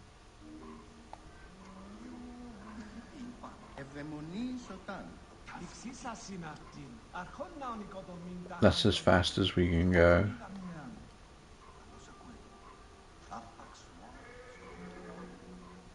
Alexandria offered unrivaled intellectual and cultural attractions. Eminent scholars from Athens, Rhodes, and other Greek centers traveled to the city to learn and engage with other free thinkers. Both the Moseon and the library were at the center of groundbreaking ideas and creative expression. That bloke was in the way. The great minds of antiquity were usually well versed in many disciplines, which were often associated to specific schools of thought. The Peripatetics, the Stoics, and the Cynics were among the most well-known schools of the time. It is clear that Alexandria lived up to its fundamental role as a city for intellectuals, nurturing many great minds whose impact reverberates through our modern world.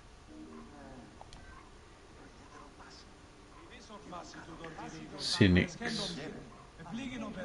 Cynics and Stoics.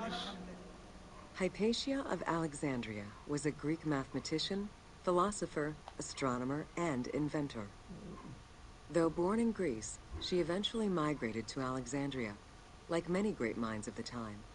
It is there that she became the head of the Neoplatonist school of Alexandria.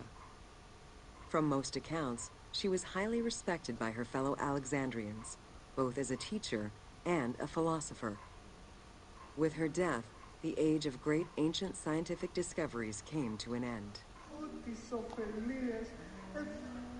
What were the names of the things? Stoic, what was it? Stoics, Cynics, and what? The great minds of antiquity were usually well versed in many disciplines, which were often associated to specific The schools of thought. The Peripatetics. Peripatetics, the Stoics, and the Cynics were among the most well-known schools of the time. It is clear that Peripatetics. Alexandria lived up to its fundamental role as a city for intellectuals, nurturing many great minds whose impact reverberates through our... Callimachus was born in Cyrene and educated in Athens. After his studies, he moved to Got no Alexandria head. to work in the Great Library. A poet and a critic, he strongly rejected the epic format of Homeric poems, and instead fervently supported a shorter, more judiciously formulated style of poetry. His epigrams and elegiac poems were emulated by later poets. His work was extremely popular, second only to Homer's own works.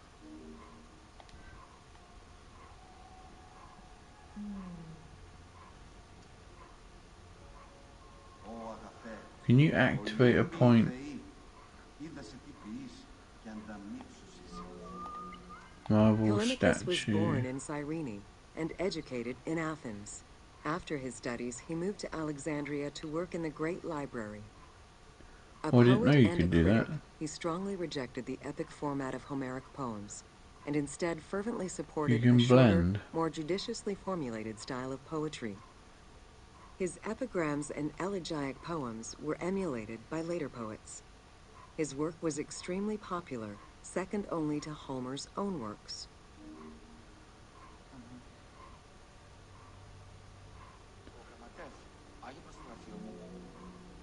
It was in Alexandria that mathematician Euclid, the father of geometry, wrote the Elements, laying out the foundational work of what would become modern algebra and number theory. Euclidean geometry would become one of the most influential systems in the evolution of mathematics.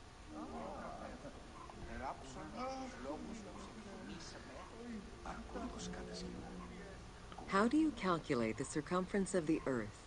With a camel, 2 sticks, and shadows cast by the sun. This is what Eratosthenes of Cyrene described in his principal work, Geography, while he was director of the Great Library of Alexandria.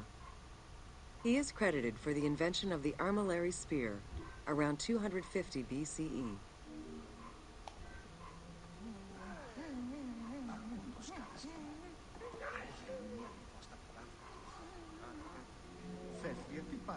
The earliest known and most complete armillary sphere of antiquity was the Meteoroscopion of Alexandria, with an imposing 9 rings compared to the 3 or 4 of most other astrolabes. Known as the zodiac Krakatoi amongst the Greeks, the Meteoroscopion was used to determine the location of celestial bodies around the Earth. Every self-respecting astronomer of antiquity would have sought to use this tool to better understand the celestial movements.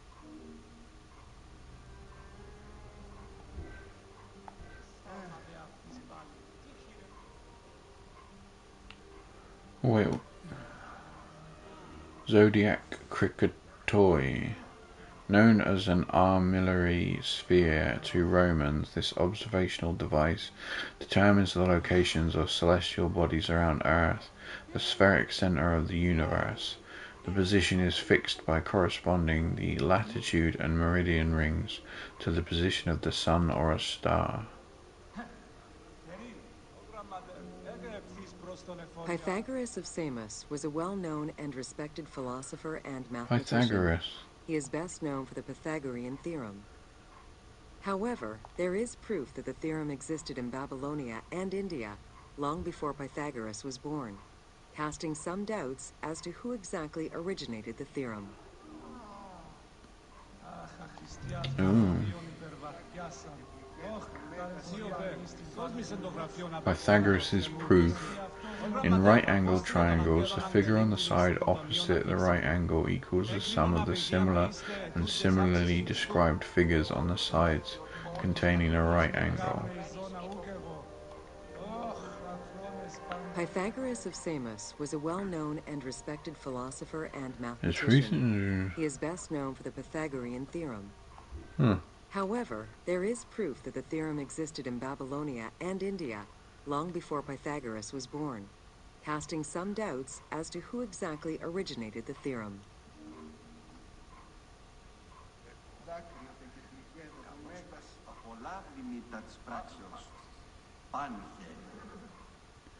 How do I get out? I'm lost.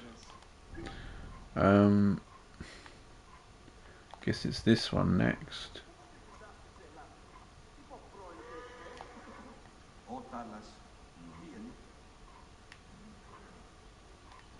Oh, my horse is still there.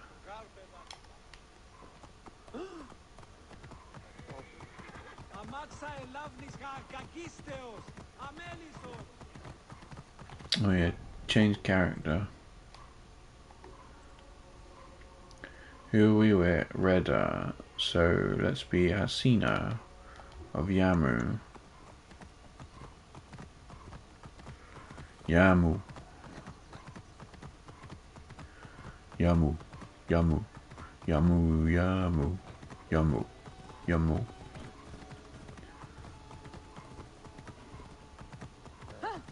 Yeah, Yamu. Yamu.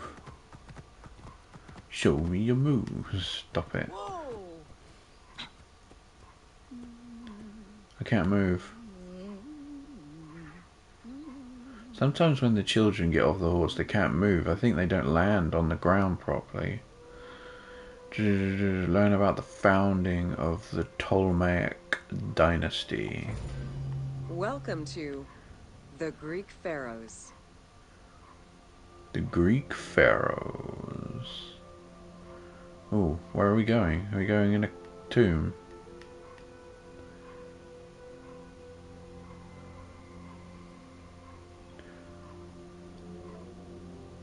Pharaohs were considered divine incarnations of the gods. As an avatar of the gods living on Earth, the pharaoh's role was to preserve fundamental values and universal harmony by removing chaos, Izfet, and ensure that justice, Mot, prevailed. The pharaoh, by divine ancestry and through multiple offerings, was the bond that unites the world of men to the world of the gods and allows the maintenance of the cosmic order.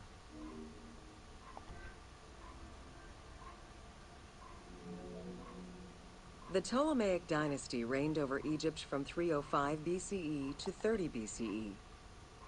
The dynasty was called the Ptolemies of the Lagids, in recognition of the founder of the dynasty, Ptolemy Lagos, a Greek general and close friend of Alexander the Great.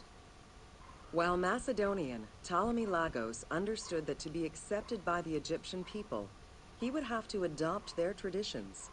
Upon assuming the title of pharaoh, he changed his name to Ptolemy I Soter, meaning savior. Look at the muscle definition. It's like Solid Snake's fucking sneaking suit from Metal Gear Solid 1. Born in 356 BCE, Alexander the Great went through a hasty education in the affairs of the kingdom before integrating into the Macedonian army, where he quickly rose through the ranks. After his father's assassination in 336 BCE, which some believed was orchestrated by Alexander himself, he became king of Macedonia. Ruler of a unified kingdom and leader of a large army, Alexander set his sights on conquest. Eager to reclaim the Greek cities of Asia Minor, he took on the Persian forces, earning victory after victory.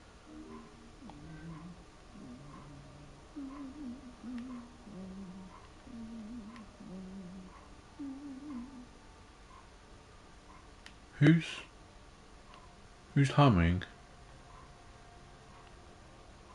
Oh, it's me, I think. Ever victorious, Alexander the Great marched on, laying siege to city after city until he reached Egypt, where the Persians were defeated yet again. Viewed as a liberator by the Egyptian people, Alexander decided to become pharaoh in due form. He traveled to Thebes to make a sacrifice to Apis, then went to the oasis of Siwa, where he was proclaimed son of Amun.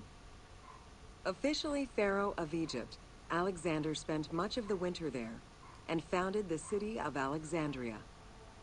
Perhaps not coincidentally, being pharaoh allowed Alexander to spread propaganda to prepare further conquests. He resumed his military campaigns in 331 BCE.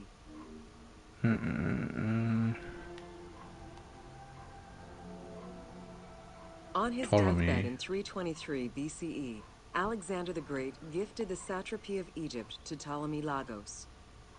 Perfectly aware of the value of Egypt, Ptolemy ensured not only the stability of the country's borders, but also its economic and military development. At the same time, he worked with the Egyptian elite to maintain the internal order of the country. By 305 BCE, Ptolemy, well respected both in Egypt and in the Mediterranean, was at the head of the largest fleet of the Hellenistic world. Ptolemy officially took the title of Pharaoh of Egypt in January 304 BCE, on the anniversary of Alexander the Great's death.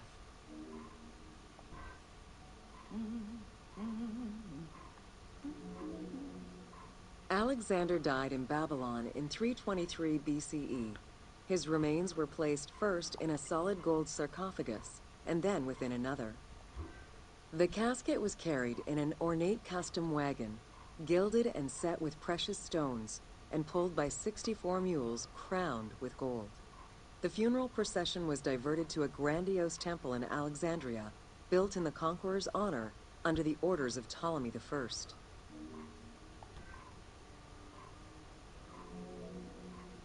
Julius Caesar visited Alexander's tomb at the capture of Alexandria, and the Roman Emperor Augustus reportedly placed flowers there.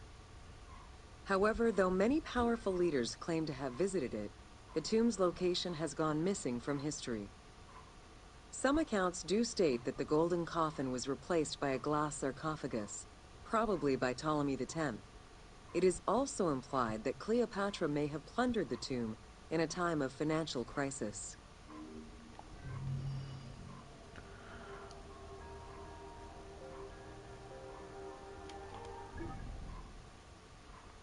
This one.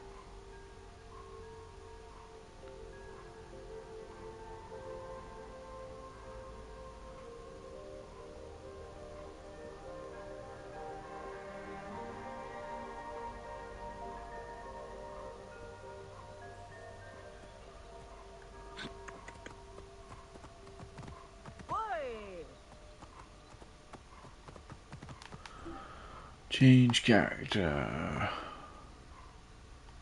We have Cena of Yammer. Let's see, actor.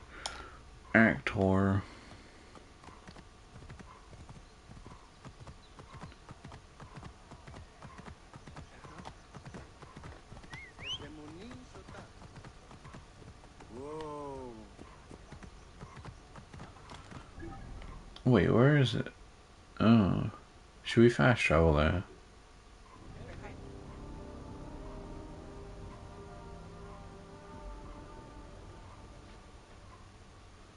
Oh. Learn about Cleopatra, the last of the ancient Egyptian pharaohs. Welcome to Cleopatra, Queen of Egypt. Cleopatra VII Theophilopator ascended the throne in 51 BCE at the age of 18. Though her early attempts to maintain power were often challenged, she eventually prevailed and became the sole ruler of Egypt. According to Plutarch, she was the only Ptolemaic pharaoh to speak the Egyptian language. Her intelligence, coupled with a good education and a great political mind, allowed her to make the alliances necessary to maintain the independence of Egypt while Rome was becoming a Mediterranean empire.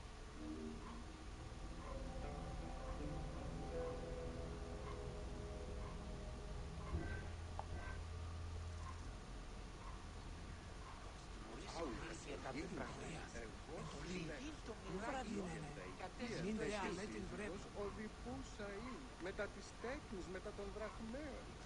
Τι γεγονεί εν της αγώνης πάλι. Τύπους δεν ελστανάτης.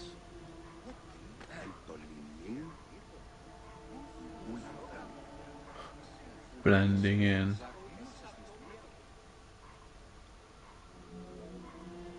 It is important to understand that Cleopatra's knowledge of Egyptian language and keen understanding of the culture allowed her to make powerful ideological reference that resonated with ancient Egyptians. By associating herself with the goddess Isis, the divine mother, great of magic, and repository of divine essence, Cleopatra firmly established herself as the protector of the two lands and legitimized her place on the throne.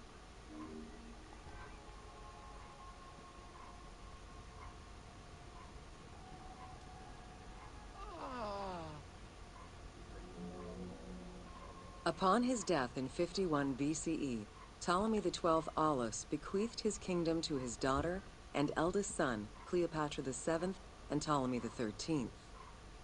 As was custom, the siblings were married. The new pharaoh was 10 years old, his sister wife 17. The early years of their reign were not easy. Between 50 and 48 BCE, droughts and floods aggravated Egypt's problems. General Achillas and the royal advisor Pothinos kept intervening in the young ruler's political decisions, and eventually colluded to turn Ptolemy XIII against Cleopatra. By 48 BCE, Cleopatra was in exile. I wonder what happens if you accidentally go to the next one first. Oh, there aren't any points.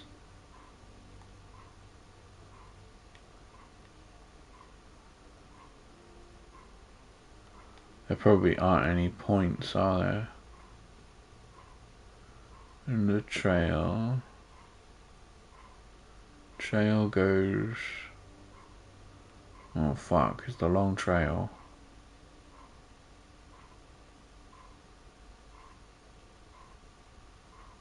It ends there.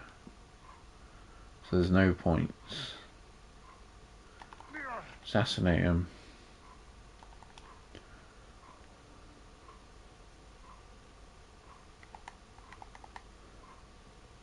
Can't attack or anything. Hey wait, can you parkour? Yeah, you can.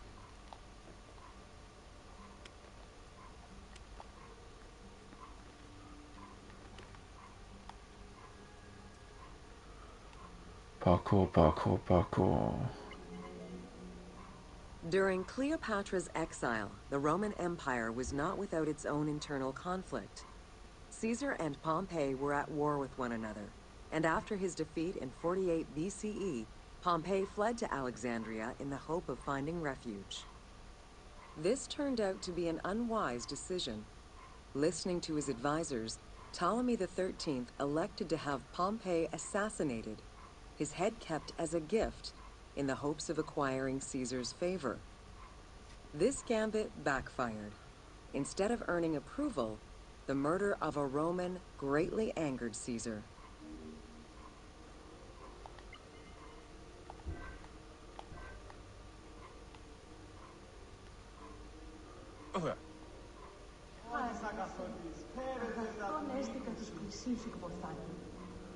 Cleopatra, aware of Caesar's anger against Ptolemy for the murder of Pompey, decided to take advantage of the situation. She returned to Egypt in secret, hoping to establish an alliance with one of the most powerful men of the time. Outside of the legend, where she had herself smuggled into his quarters in a carpet, what exactly happened during that fateful meeting remains a mystery. However, Caesar seemed to see a better ruler for Egypt in Cleopatra than in her young and too easily influenced brother. Invoking Ptolemy XII's will, Caesar attempted to mediate peace between the siblings. In the carpet, that was one of the missions, wasn't it? Ptolemy XIII was enraged by the turn of events, and his advisors were none too happy to see Cleopatra return. Urged on by General Achillas and Pothinos, the young pharaoh plotted against Caesar and Cleopatra, resulting in the siege of Alexandria in 47 BCE. It was in March 47 BCE that Caesar defeated Ptolemy XIII's forces. The young pharaoh drowned in the Nile after having fled the battlefield. With her opponents dead or powerless, Cleopatra married her other much younger brother, Ptolemy XIV, and finally claimed the throne of Egypt for good. The end of the Alexandrian War also cemented the romantic and political alliance between Cleopatra and Caesar.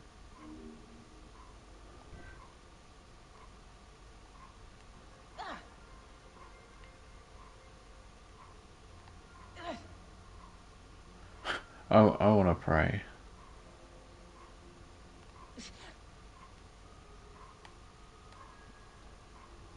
It's not letting me do it.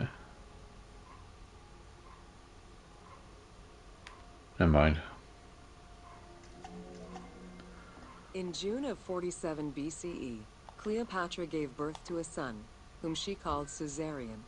Caesar did not accept the boy as his heir, choosing instead his nephew Octavian. Nonetheless, on his return to Rome, Caesar invited the queen and her brother husband to stay in the city. Her presence still drew much disapproval from the Senate.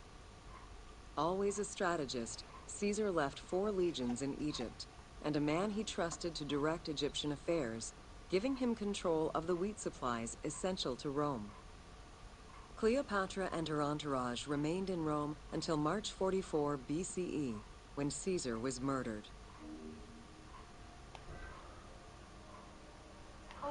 Wait, what was the thing? In June of 47 BCE, Cleopatra gave birth to a son, whom she called Caesarion. Caesar did not accept the boy as his heir, choosing instead his nephew Octavian. Nonetheless, on his return to Rome, Caesar invited the queen and her brother husband to stay in the city. Caesar's most faithful ally, Mark Antony, often visited the Queen of Egypt during his stay in Rome. Unlike most, he recognized the legitimacy of Caesarion, the natural son of Caesar. Antony knew he would need the riches of Egypt in order to fight Octavian and claim the Roman Empire. Cleopatra, in return, saw a powerful ally. In the winter of 41 BCE, she arranged a sumptuous tour of Egypt by boat to show Antony the wealth of her country and the power she held as its ruler. A romantic and political relationship followed. The Roman Senate was once again most displeased. To calm spirits in Rome, Antony married Octavia, sister of Octavian.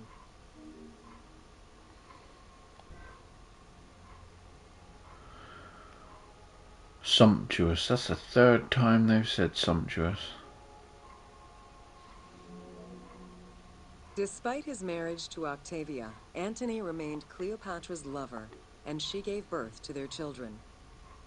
Cleopatra increased her kingdom's territory and started a political propaganda alongside her lover in Egypt and beyond.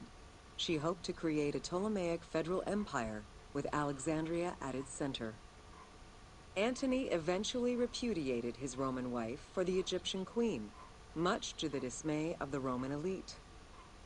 However, while Mark Antony focused on Egypt, Octavian carefully gained military and political ascendancy over him in Rome.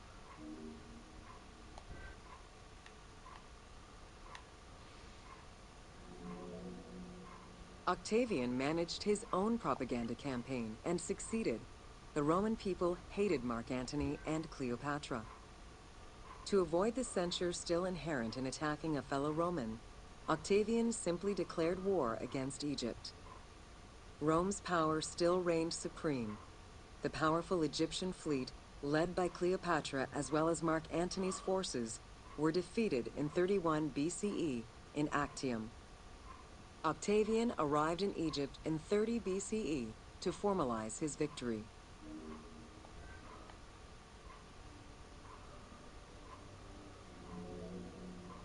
The following events remain difficult to confirm due to the many versions and legends around them. It is believed that after hearing a rumor about Cleopatra's suicide, Mark Antony committed suicide himself. He was brought to the queen as he slowly passed away. Knowing that Octavian would have her chained and paraded through Rome in defeat, Cleopatra planned her own suicide. She most likely killed Did herself she with just arsenic. scratch her face? Though admittedly, the version where she uses an asp to deliver a fatal bite may be considered more dramatic. What happened to the body of Cleopatra is still a mystery.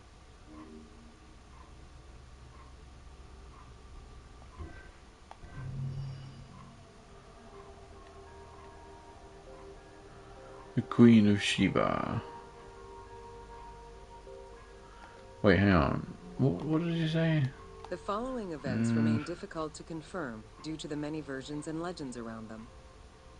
It is believed that after hearing a rumor about Cleopatra's suicide, Mark Antony committed suicide.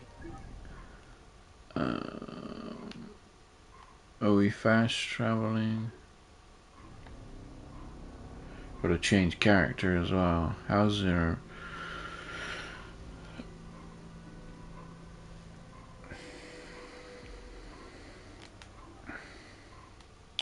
An actor, Egyptian woman.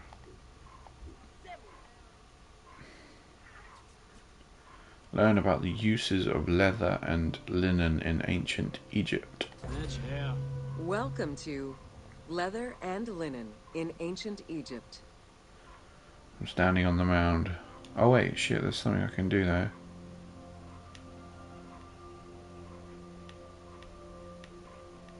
Counting.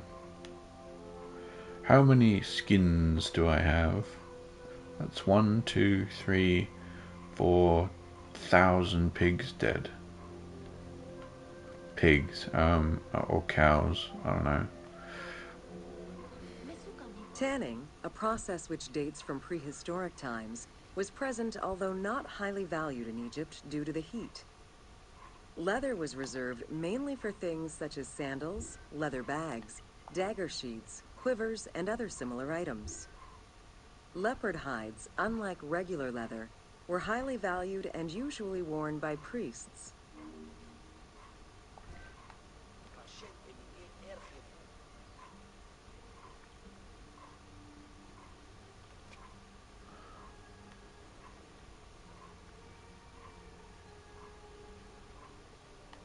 Doing the same counting.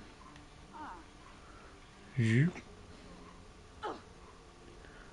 Zoop.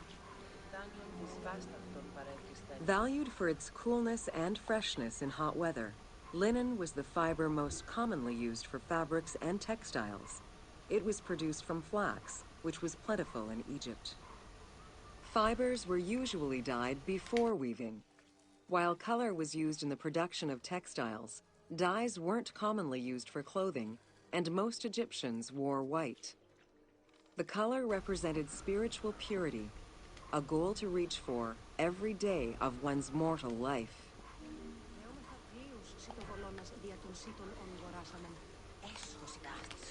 Need my arrows.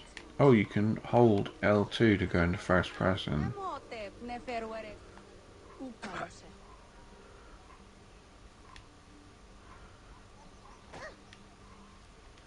Assassin's Creed in first person.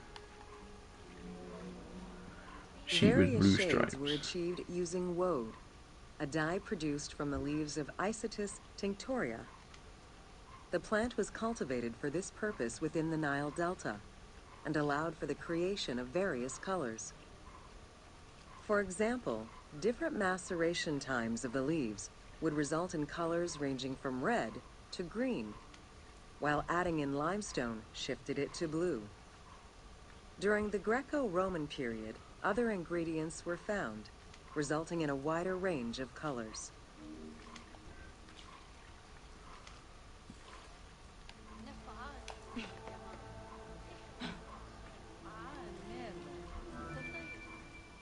This area's style is strongly influenced by the dye baths and tanneries of modern-day Fes in Morocco. This helped Ubisoft envision what such locations might have been like in ancient Egypt.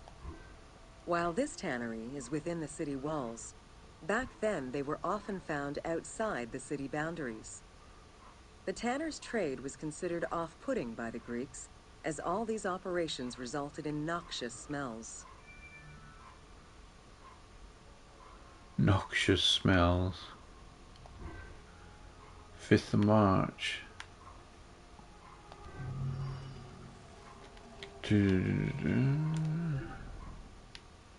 How many tours have we done? Oh, we've done quite a few. Should we fast travel there? Oh, we gotta change character again. 2 mins.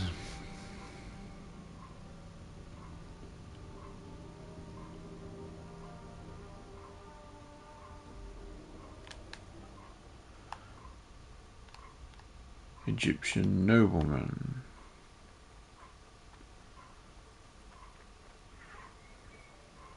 Learn about the events held at the Hippodrome.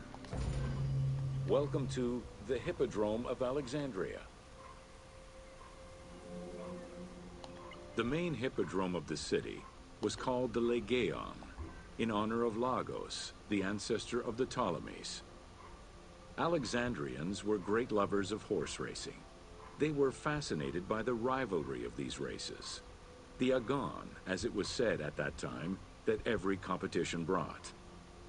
It was a struggle for glory.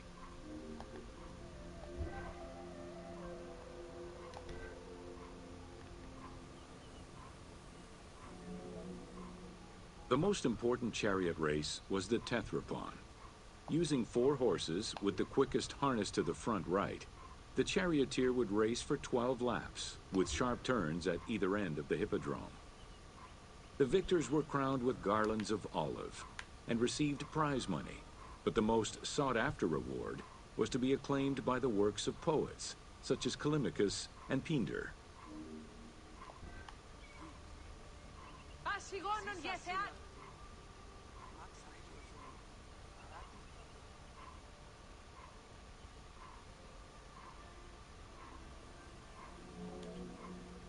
Ye hymns that rule the lyre, what god, what hero, aye, and what man shall we loudly praise?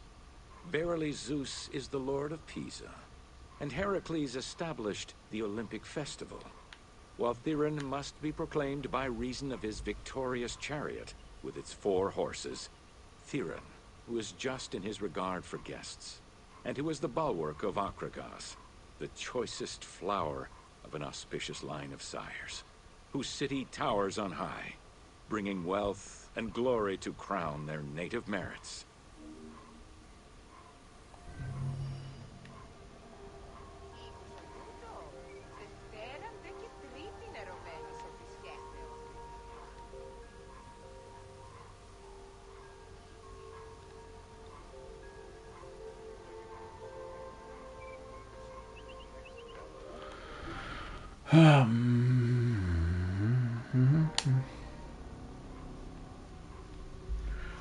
Might have to go in about an hour. Characters. Egyptian noblewoman. Learn about the origin, production, and storage of wine in ancient Egypt. Welcome to Wine in Ancient Egypt. Lovely, When the lovely god wine. Horus lost his eye in a war with Seth, the ancient Egyptians believed the eye turned into a vine, and the vine's tears became wine.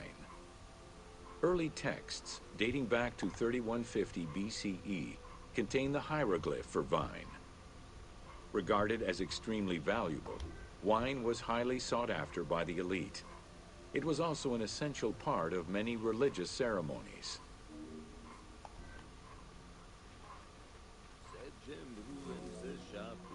A millennia-old tradition, grape cultivation and wine production was regimented in the way typical of ancient Egyptian bureaucracy.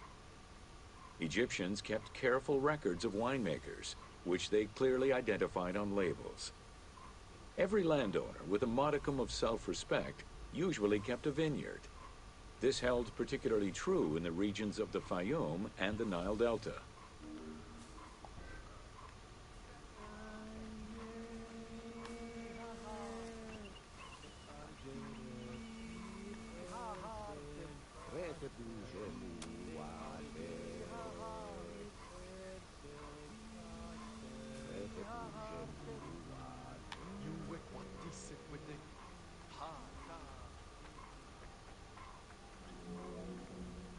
Documentation shows that only certain craftsfolk were allowed to provide the containers required to store and transport wine.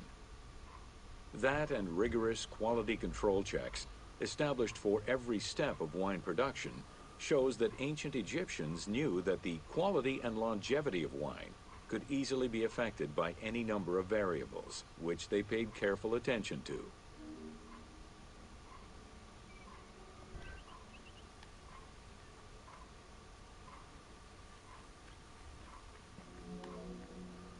Egyptians had different kinds of wines, most of which ranged in quality from good to very good. The sweet shadé, to which honey had been added. The soft nejem, obtained by drying the grapes in the sun. The ma, reserved for religious ceremonies. And finally there was the peor, the mediocre rated wine, resulting from the second pressing of grapes and reserved for a less discerning palate.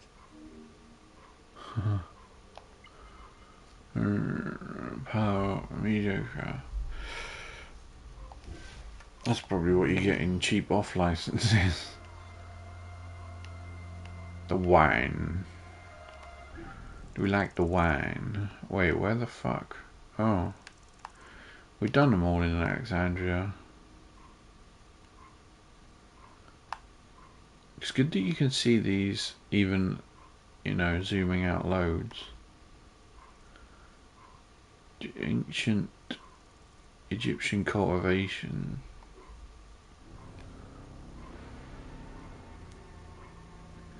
There are more years between the construction. Oh.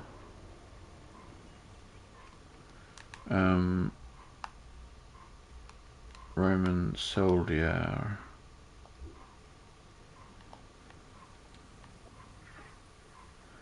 Learn about the ancient Egyptian agricultural techniques.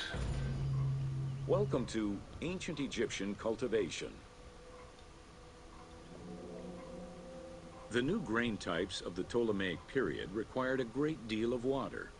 Farmers needed to ensure they had effective, consistent irrigation. The Nile's rising and receding waters naturally irrigated most of the crops. Areas where the Nile didn't reach, such as gardens and vegetable plots, required an irrigation tool known as the shadoof. The shadoof allowed easy transport of water from its source. It consisted of a tall wooden frame with a long pivoting pole and suspended bucket. The system could be raised and lowered with little effort.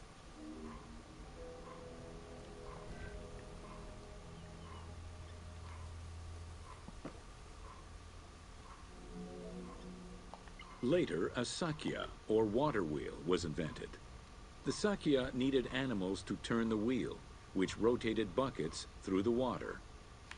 It drew the water to an elevation of 3.5 meters and enabled a great deal of control over the irrigation process.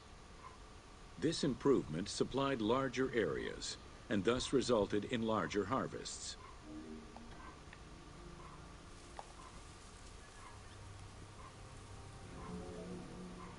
The threshing process separated the grain from its husk. Workers would spread the ears on clean ground.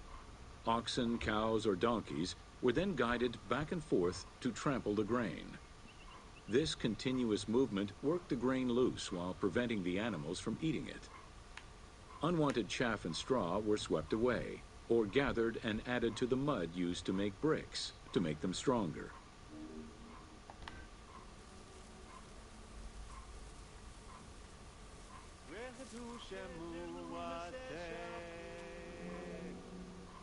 Winnowing was the stage where workers used wooden scoops to throw ears in the air. The wind carried off the chaff, leaving the heavier seeds to fall to the ground. This action was repeated until the undesired materials were sifted out. Grain waste was mixed with manure or other organic substances to produce brick-shaped dung loaves that could be easily burned. A standardized brick size enabled Egyptians to mass produce this byproduct and use it as a commodity.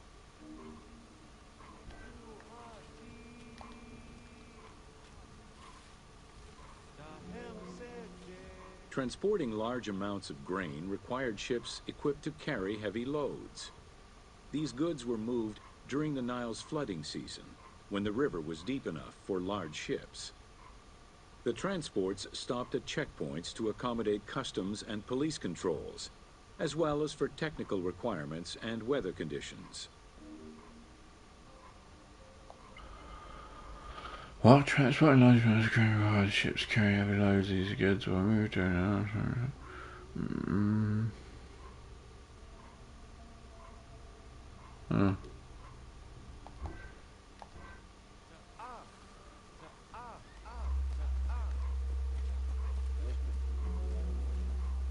Having reached Alexandria's inner harbor, the wheat was unloaded under the supervision of a civil servant in charge of wheat management. Portions were distributed to Alexandria's city market, and the remaining stockpile was either exported or stored in warehouses.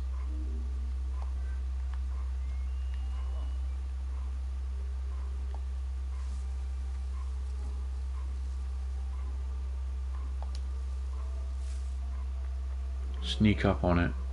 Grain storage facilities were located across all of Egypt. Temples and institutions had large silos, while individual houses had storage sheds. In some houses, arched cellars were built into the foundations. These watertight chambers were accessible from the ground floor through a trapdoor.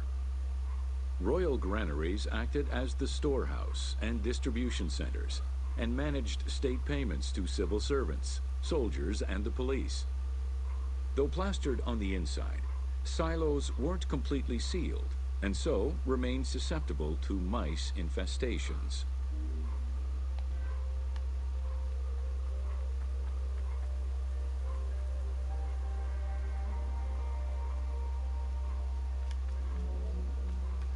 When the grain was ready for processing, it was poured into bowls and pounded into a coarse flour. That flour was then passed through a sieve to make it of finer quality and further ground between stones. Ancient Egyptians did not stock flour. Instead, fresh grain was portioned out each time to produce flour as it was needed.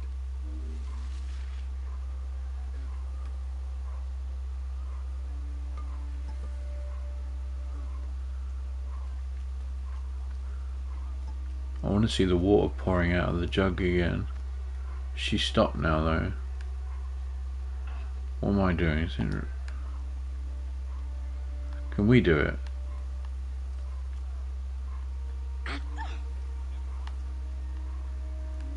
Oh. Hey, there we go.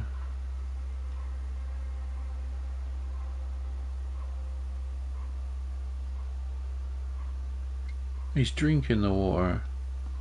What the fuck?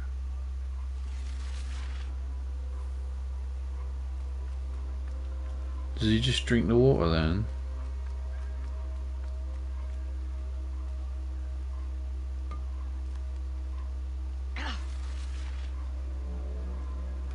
The sieves used by ancient Egyptians were unable to filter out sand and stones.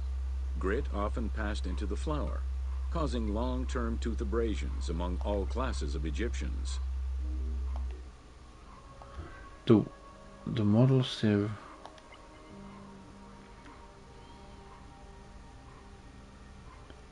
Huh.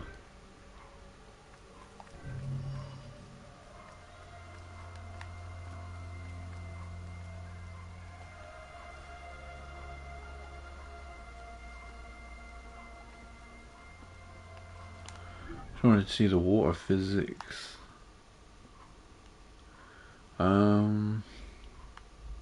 Go here. Jean-Francois Champollion.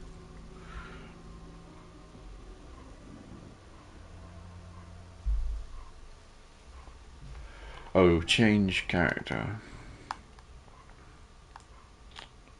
Greek. No, oh, how many more are there? Okay, there's a few. Learn how hieroglyphs were identified and deciphered. Welcome to Jean-Francois Champollion. Between the 5th century CE and the Renaissance, knowledge of hieroglyphs was entirely lost. Many enthusiasts tackled the challenge of deciphering the language with little success. Some groundwork was made with various researchers identifying names and some grammatical structure, and confirming that cartouches were markers for royal names. They were still missing a critical piece of information that would eventually be revealed thanks to the discovery of the Rosetta Stone. The famous Rosetta Stone.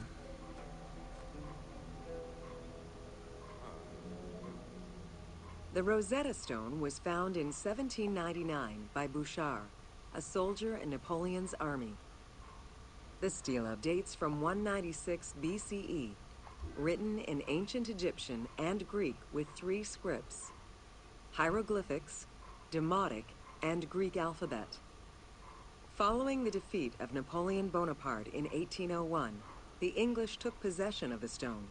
It has been at the British Museum since 1802 and remains the most visited object of the museum to date. Oh dear. We stole it. The first translation was of the Greek section only in 1803. It detailed a decree of Pharaoh Ptolemy V, reminding the citizens that their pharaoh had led Egypt to prosperity. It was fully translated 20 years after by Jean-Francois Champollion, who was working with a facsimile. Should you have a look at the Rosetta Stone again? Just quick. The Rosetta Stone was found in 1799 by Bouchard, a soldier in Napoleon's army. The stela dates from 196 BCE, written in ancient Egyptian. Through his studies of the stone, Champollion was able to make a critical observation that would unlock the whole mystery: that hieroglyphics were not only ideograms, but also phonograms. Hieroglyphs consist of phonetic glyphs, single characters, and logograms. Essentially, they are a combination of phonetics, alphabet, and full words, which in total form a language. I still don't get it.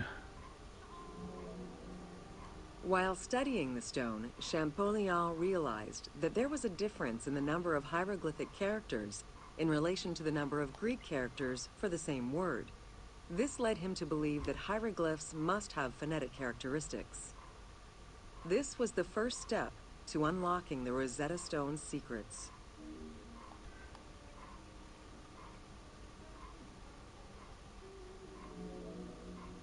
To prove this theory, Champollion began identifying Egyptian rulers' names and then compared their phonetic pronunciation to the Greek version. For example, Cheops had been the Greek name given by ancient chroniclers to the owner of the Great Pyramid, Khufu.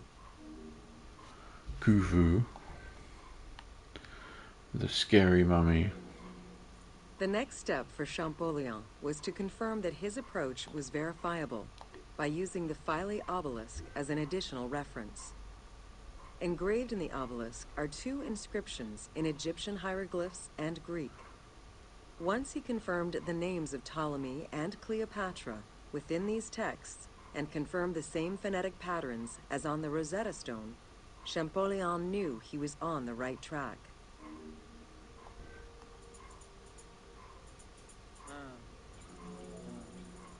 Champollion had already mastered several ancient languages when he took on deciphering the Rosetta Stone. He used his knowledge of Coptic to identify the solar disk hieroglyph on the obelisk as the phonetic translation of Ra. Further translation only strengthened his conclusion. Egyptian hieroglyphs encompass the alphabet in both phonetics and determinative ways, which means that the symbol represents the word itself.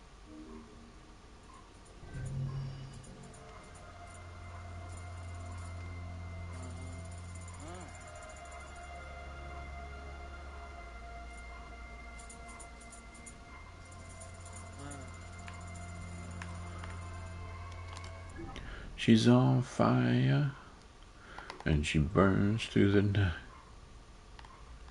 Oh yeah, who are we? We're a Greek nobleman. I wanted to see if the children have run animations.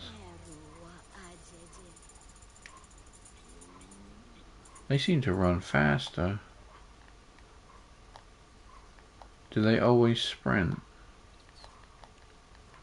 They don't have like a run animation.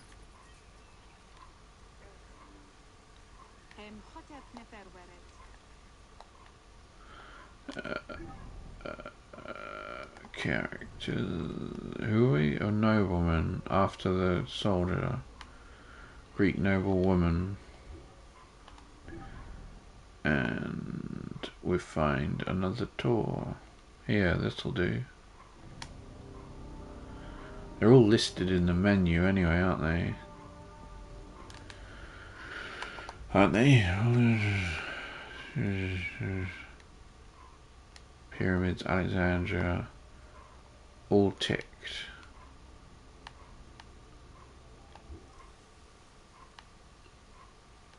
Oh, they got symbols, haven't they? This is Egypt.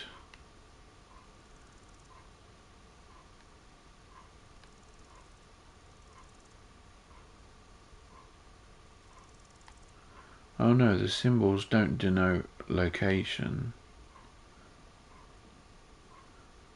Do they? Or what tours have we done then? Jean-Francois, Egypt. Yeah, they do. Alexandria, daily life. We've done some of the daily life ones.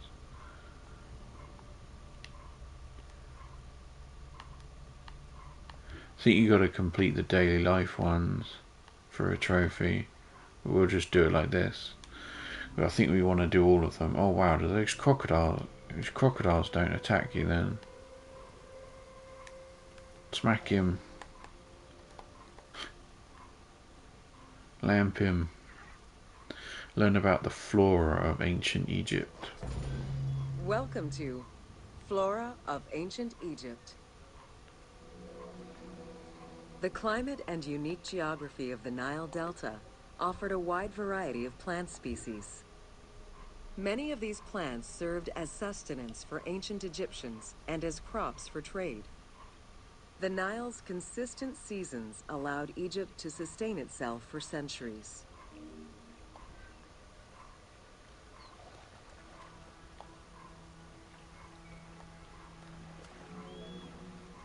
Possibly the most useful of the plants was the papyrus.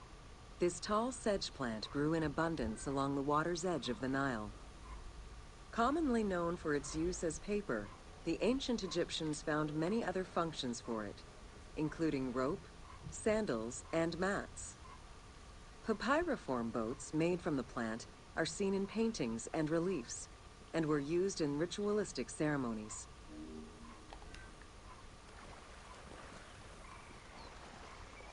What was the picture again? The climate and unique geography of the Nile Delta offered a wide variety of plant species. Many of these plants It's served worrying as when a sustenance crocodile for comes up ancient to you. Egyptians and as Do you crops think for you have to trade. fight it? There Hand were many clutching at an types of olive trees branch. along the River Nile, such as the date palm, carob, and tamarisk. The earliest fruit tree cultivated was the fig tree, followed by apple, pomegranate, and eventually olive trees during the era of the New Kingdom. Mango cultivation was the result of a late import from Asia during the Middle Ages.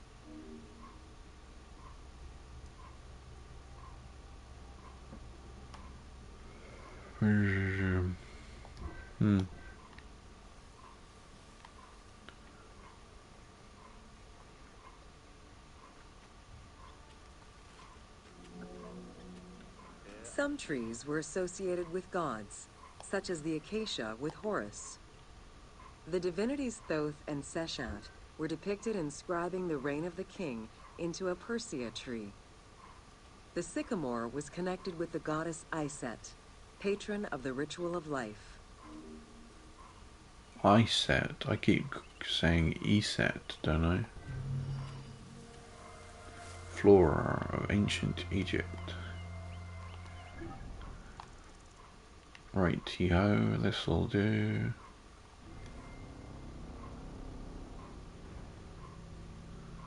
So we can check. What? Hang on, what happens if you...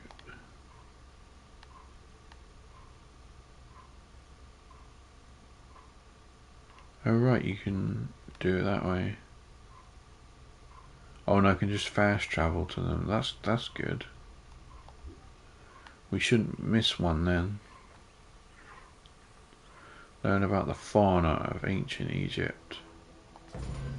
Welcome to Fauna of Ancient Egypt.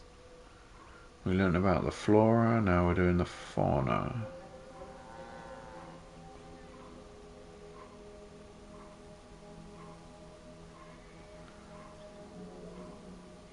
Both domesticated and wild animals were features in ancient Egyptian bas-reliefs as early as the First Dynasty. While the variety of wildlife served as a reliable food source, it also influenced both culture and mythology.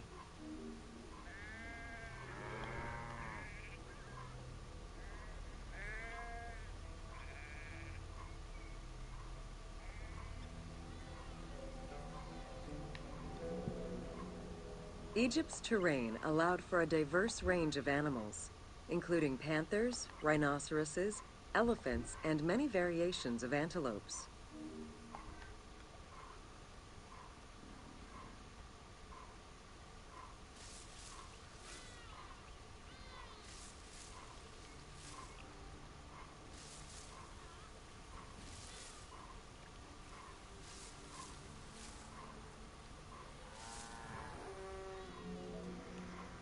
The Nile was home to many species of fish, along with hippopotami and crocodiles.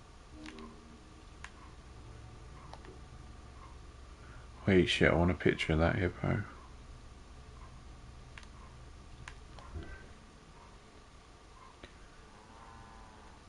William. Oh right, they named it. Okay. William the hippopotamus. Sneaking through the water. I should go up to the hippos. Hippopotami. Eat me.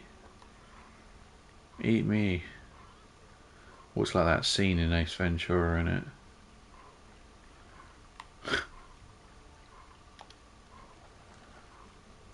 That was a rhino though, wasn't it? I think.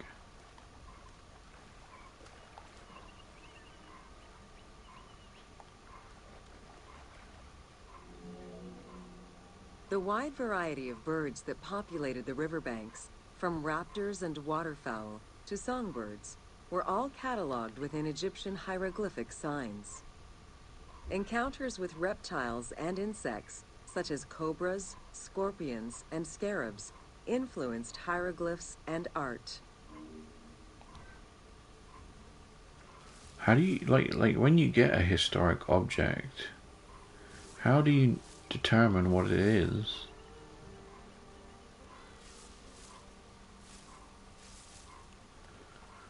Knowledge. That's how you do it.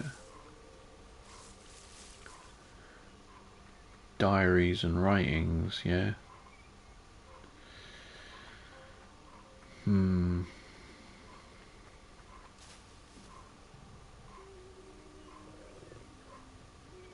Leons.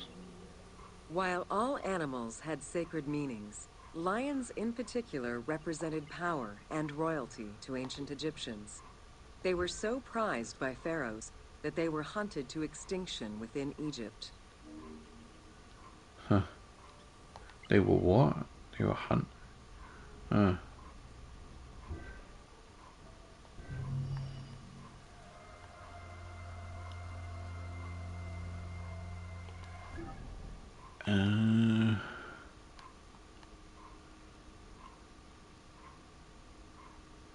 Sapira's Noom. We gotta change character to. It fast travels quite quick, doesn't it? Greek man. Learn about the production steps of brewing beer and bread making and their importance in ancient Egyptians' lives. Welcome to Bread and Beer. Bread and beer, While what the a diet. Mesopotamians invented beer, including using a straw to avoid the sediments and herbs, ancient Egyptians perfected the brewing method. Egyptian beer's quality was determined by alcohol strength, color, and flavor. During the Pharaonic era, beer was the most commonly used and important alcoholic beverage. The state and temples used it, along with bread, as payment to workers, and it was included on the lists of food offerings to the gods and the deceased.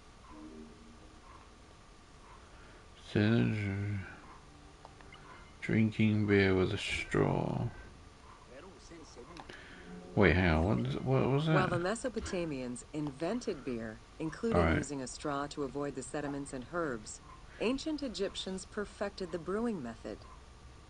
Egyptian beer's quality was determined by alcohol strength, color, and flavor.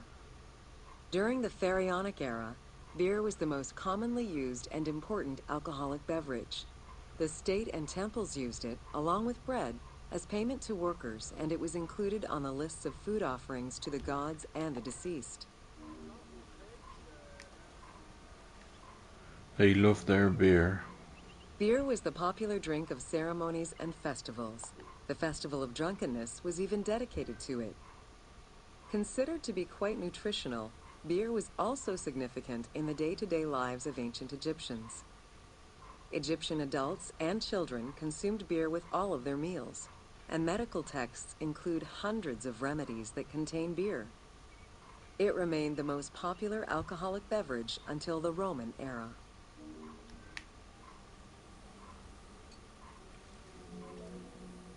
Recipes for beer varied over time and depended on the quality of the materials.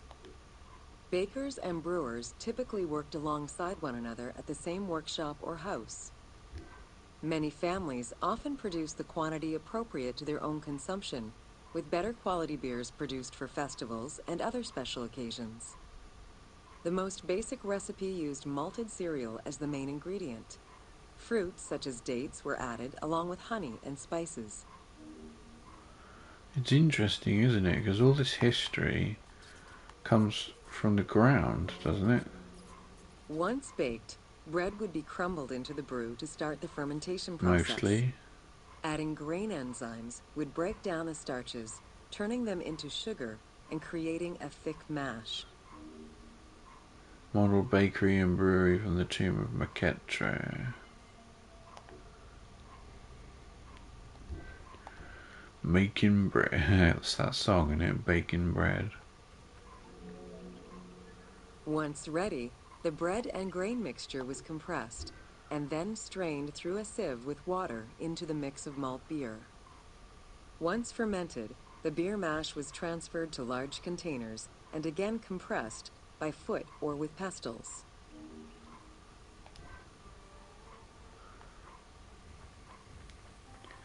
Feats. Once smooth, the beer was stored in pottery jars and sealed with a clay stopper. It probably couldn't be kept for long and likely had a thick, pasty appearance and texture. Very little was wasted. Leftover grains were reused to make sourdough bread or combined with the next batch of beer. Sourdough?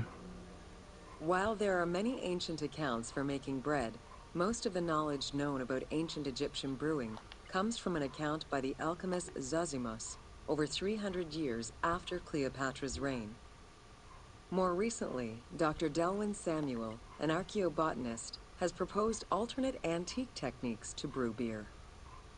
However, experts are unable to replicate an authentic beer since not all of the techniques and ingredients used by ancient Egyptians are known yet. Wow, there's so much that's not known. Food was prepared on the floor until the Middle Kingdom, when cooking benches were introduced. The introduction of durum wheat improved bread quality, meaning that the upper and middle classes ate better. The poor, however, still made do with a diet consisting of a gruel made of vegetables, softened bread, or barley.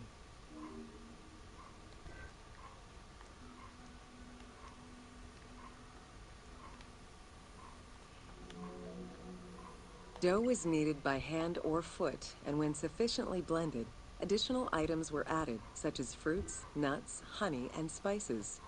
To leaven the bread, they added sourdough or leaven from beer brewing.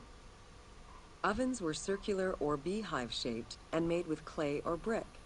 If there was no oven at all, a bread maker used the hot sand to bake flatbread, a technique still in use by some Berbers today.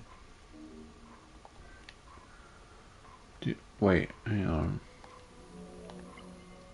Food was prepared on the floor until the Middle Kingdom, when cooking benches were introduced.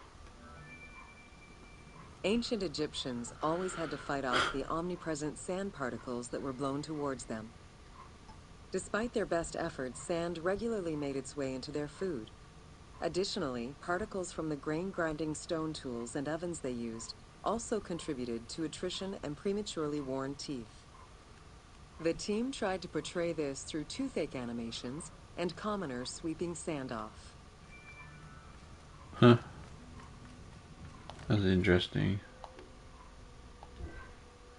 Pounding meal to facsimile. The omnipresence of sand. That must be horrible, mustn't it? Because you know when you get sand in your mouth, it's horrible. I suppose it's not that bad, but it's annoying. It's an irritant. It's irritating. Sand. It's coarse and it gets everywhere.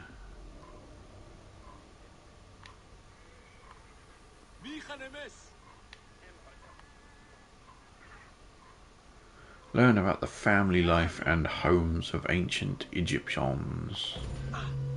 Welcome to the Egyptian household. In pre-Greco-Roman culture, women were considered equal to men in many matters. They owned property, testified in court, could divorce and inherit. Until the Greeks and Romans restricted their rights, Egyptian women could take over their deceased husband's trade. Marriage contracts included mentions of allowances and items of value brought to the marriage by the woman, which would forever belong to her. What does it say? So that equal to men, marriage contracts.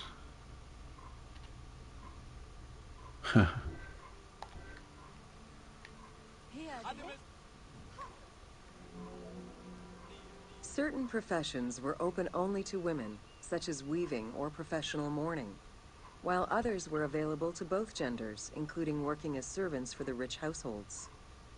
Social status did have an impact, though. The higher in status, the easier it was to obtain education and access different professions.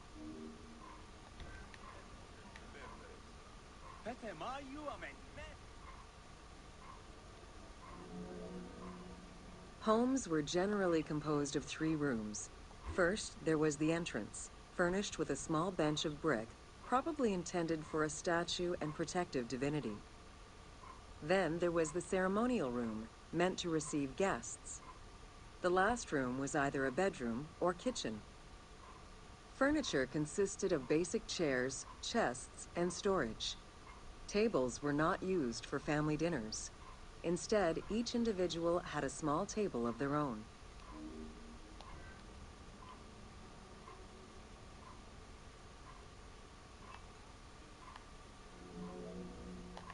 Marriages were a social contract rather than a religious construct. Family was vitally important to ancient Egyptians, and children were considered a blessing from the gods. The father, mother, and their children were the nucleus of the family, and cohabitation sometimes extended to mothers-in-law, sisters, aunts, and sisters-in-law. Nom nom nom nom nom. He said, Eat the damn food. Status and wealth played a large role in the style and size of ancient Egyptian homes. Commoners' houses were built with sun-baked mud bricks.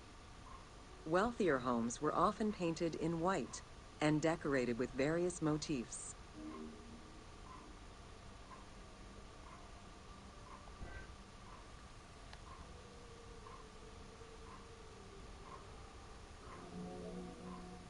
Town officials and the rich lived in mansions with numerous rooms that were luxuriously decorated.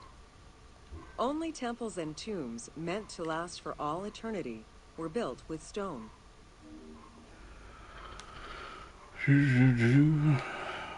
What was the picture from this one?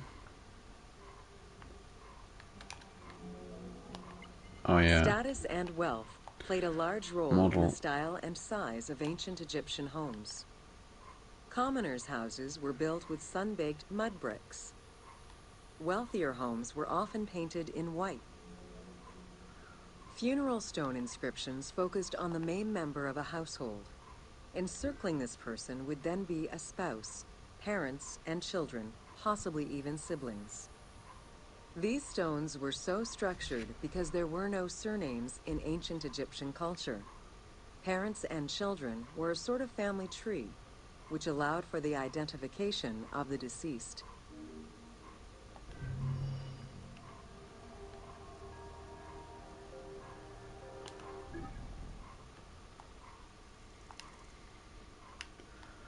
Let's do this. The importance of mummies.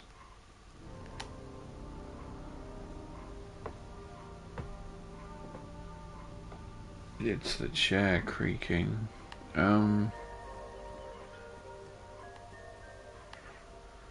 Understand the importance of mummies for ancient Egyptians. Welcome to The Importance of Mummies. It's blokey again. The first hieroglyph for embalmer appeared in pyramid texts of the Old Kingdom. It is likely that embalming was a trade that progressed alongside the evolution of ancient Egyptian funeral practices. While we still know nothing of how embalming came to be a profession, we do know that embalmers had a hierarchy, and that each embalmer specialized in a specific phase of the mummification process.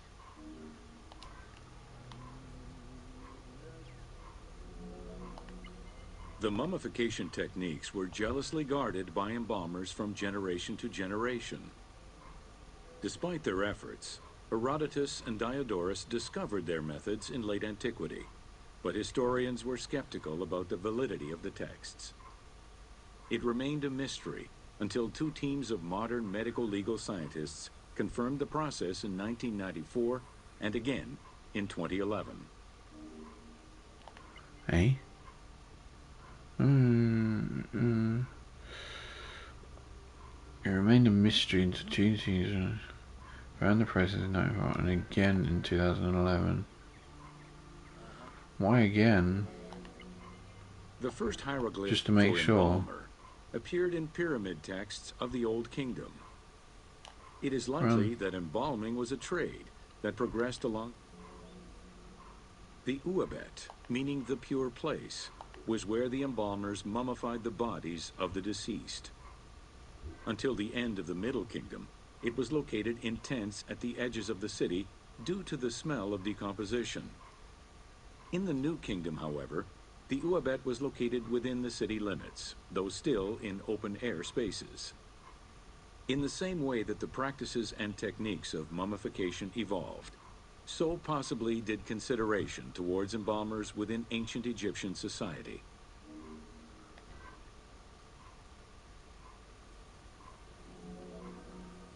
The pharaoh had access to the most elaborate of mummification rituals. The richer citizens of Egypt also enjoyed complex embalming options, though none of them allowed for the removal of the brain or viscera. After purifying the body, embalmers injected a liquid through the rectum, sealed it, and allowed the mixture to settle. They then plunged the body into natron for up to 40 days.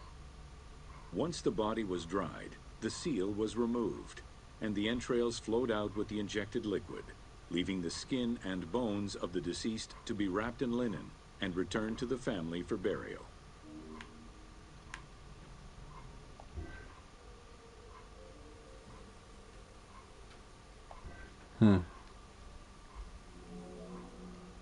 The least costly embalming option was for the embalmers to simply inject a product called surmaya and immerse the body in the natron for up to 40 days before handing it over to the family. For all those who could not afford any embalming process, desert burials offered a pauper's alternative to preserve the bodies of the dead.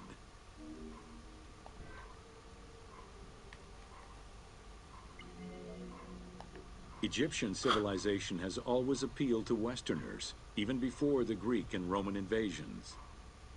As early as the Middle Ages, mummies discovered by travelers were often sent back to Europe.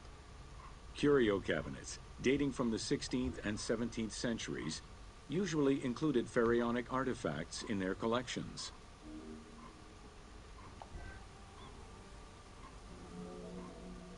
The Egyptomania phenomenon was heralded by Napoleon Bonaparte's Egyptian campaign, which lasted from 1798 to 1802.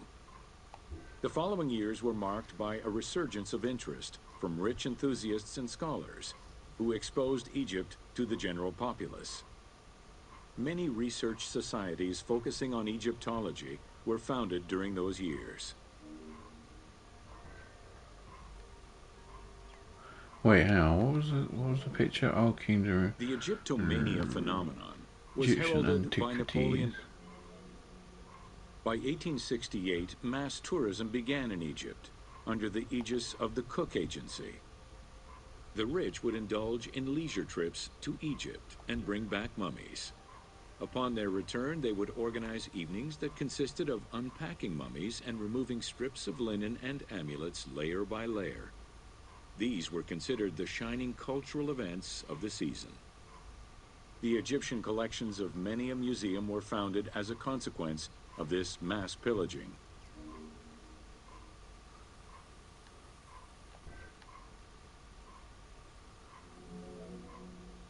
Thanks to those dubious parties, Bram the fantasy Stoker. of a mummy coming back to life, seeking revenge on its defilers, was born. The mummy malediction myth has remained steady in popular culture ever since, particularly in written media and cinema.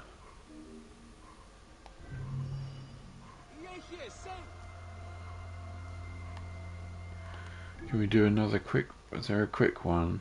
8 minutes. 6.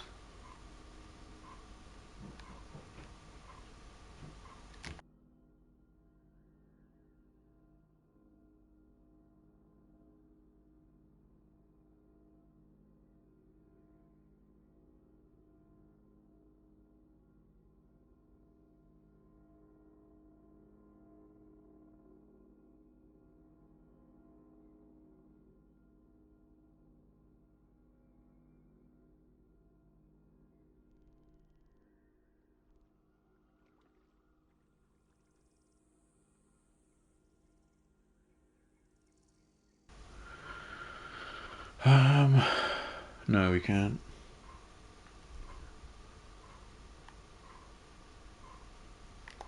Characters. Can the children parkour then?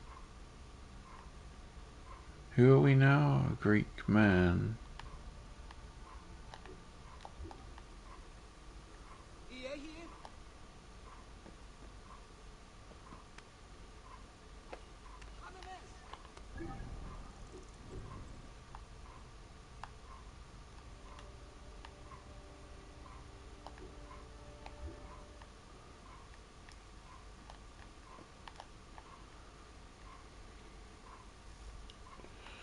Righty-ho, I think we'll end there. It was fun. We'll come back to this, and we got lots more to do.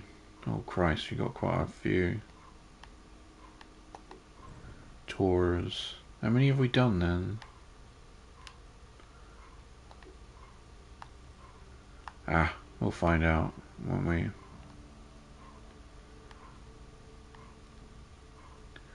Anyway, I want to do all of them, so we'll come back to this at a later stage. My name's Waldowski, and thank you to every single one of you who watched, and I may see you tomorrow. Cut. An intriguing part, really. Good night.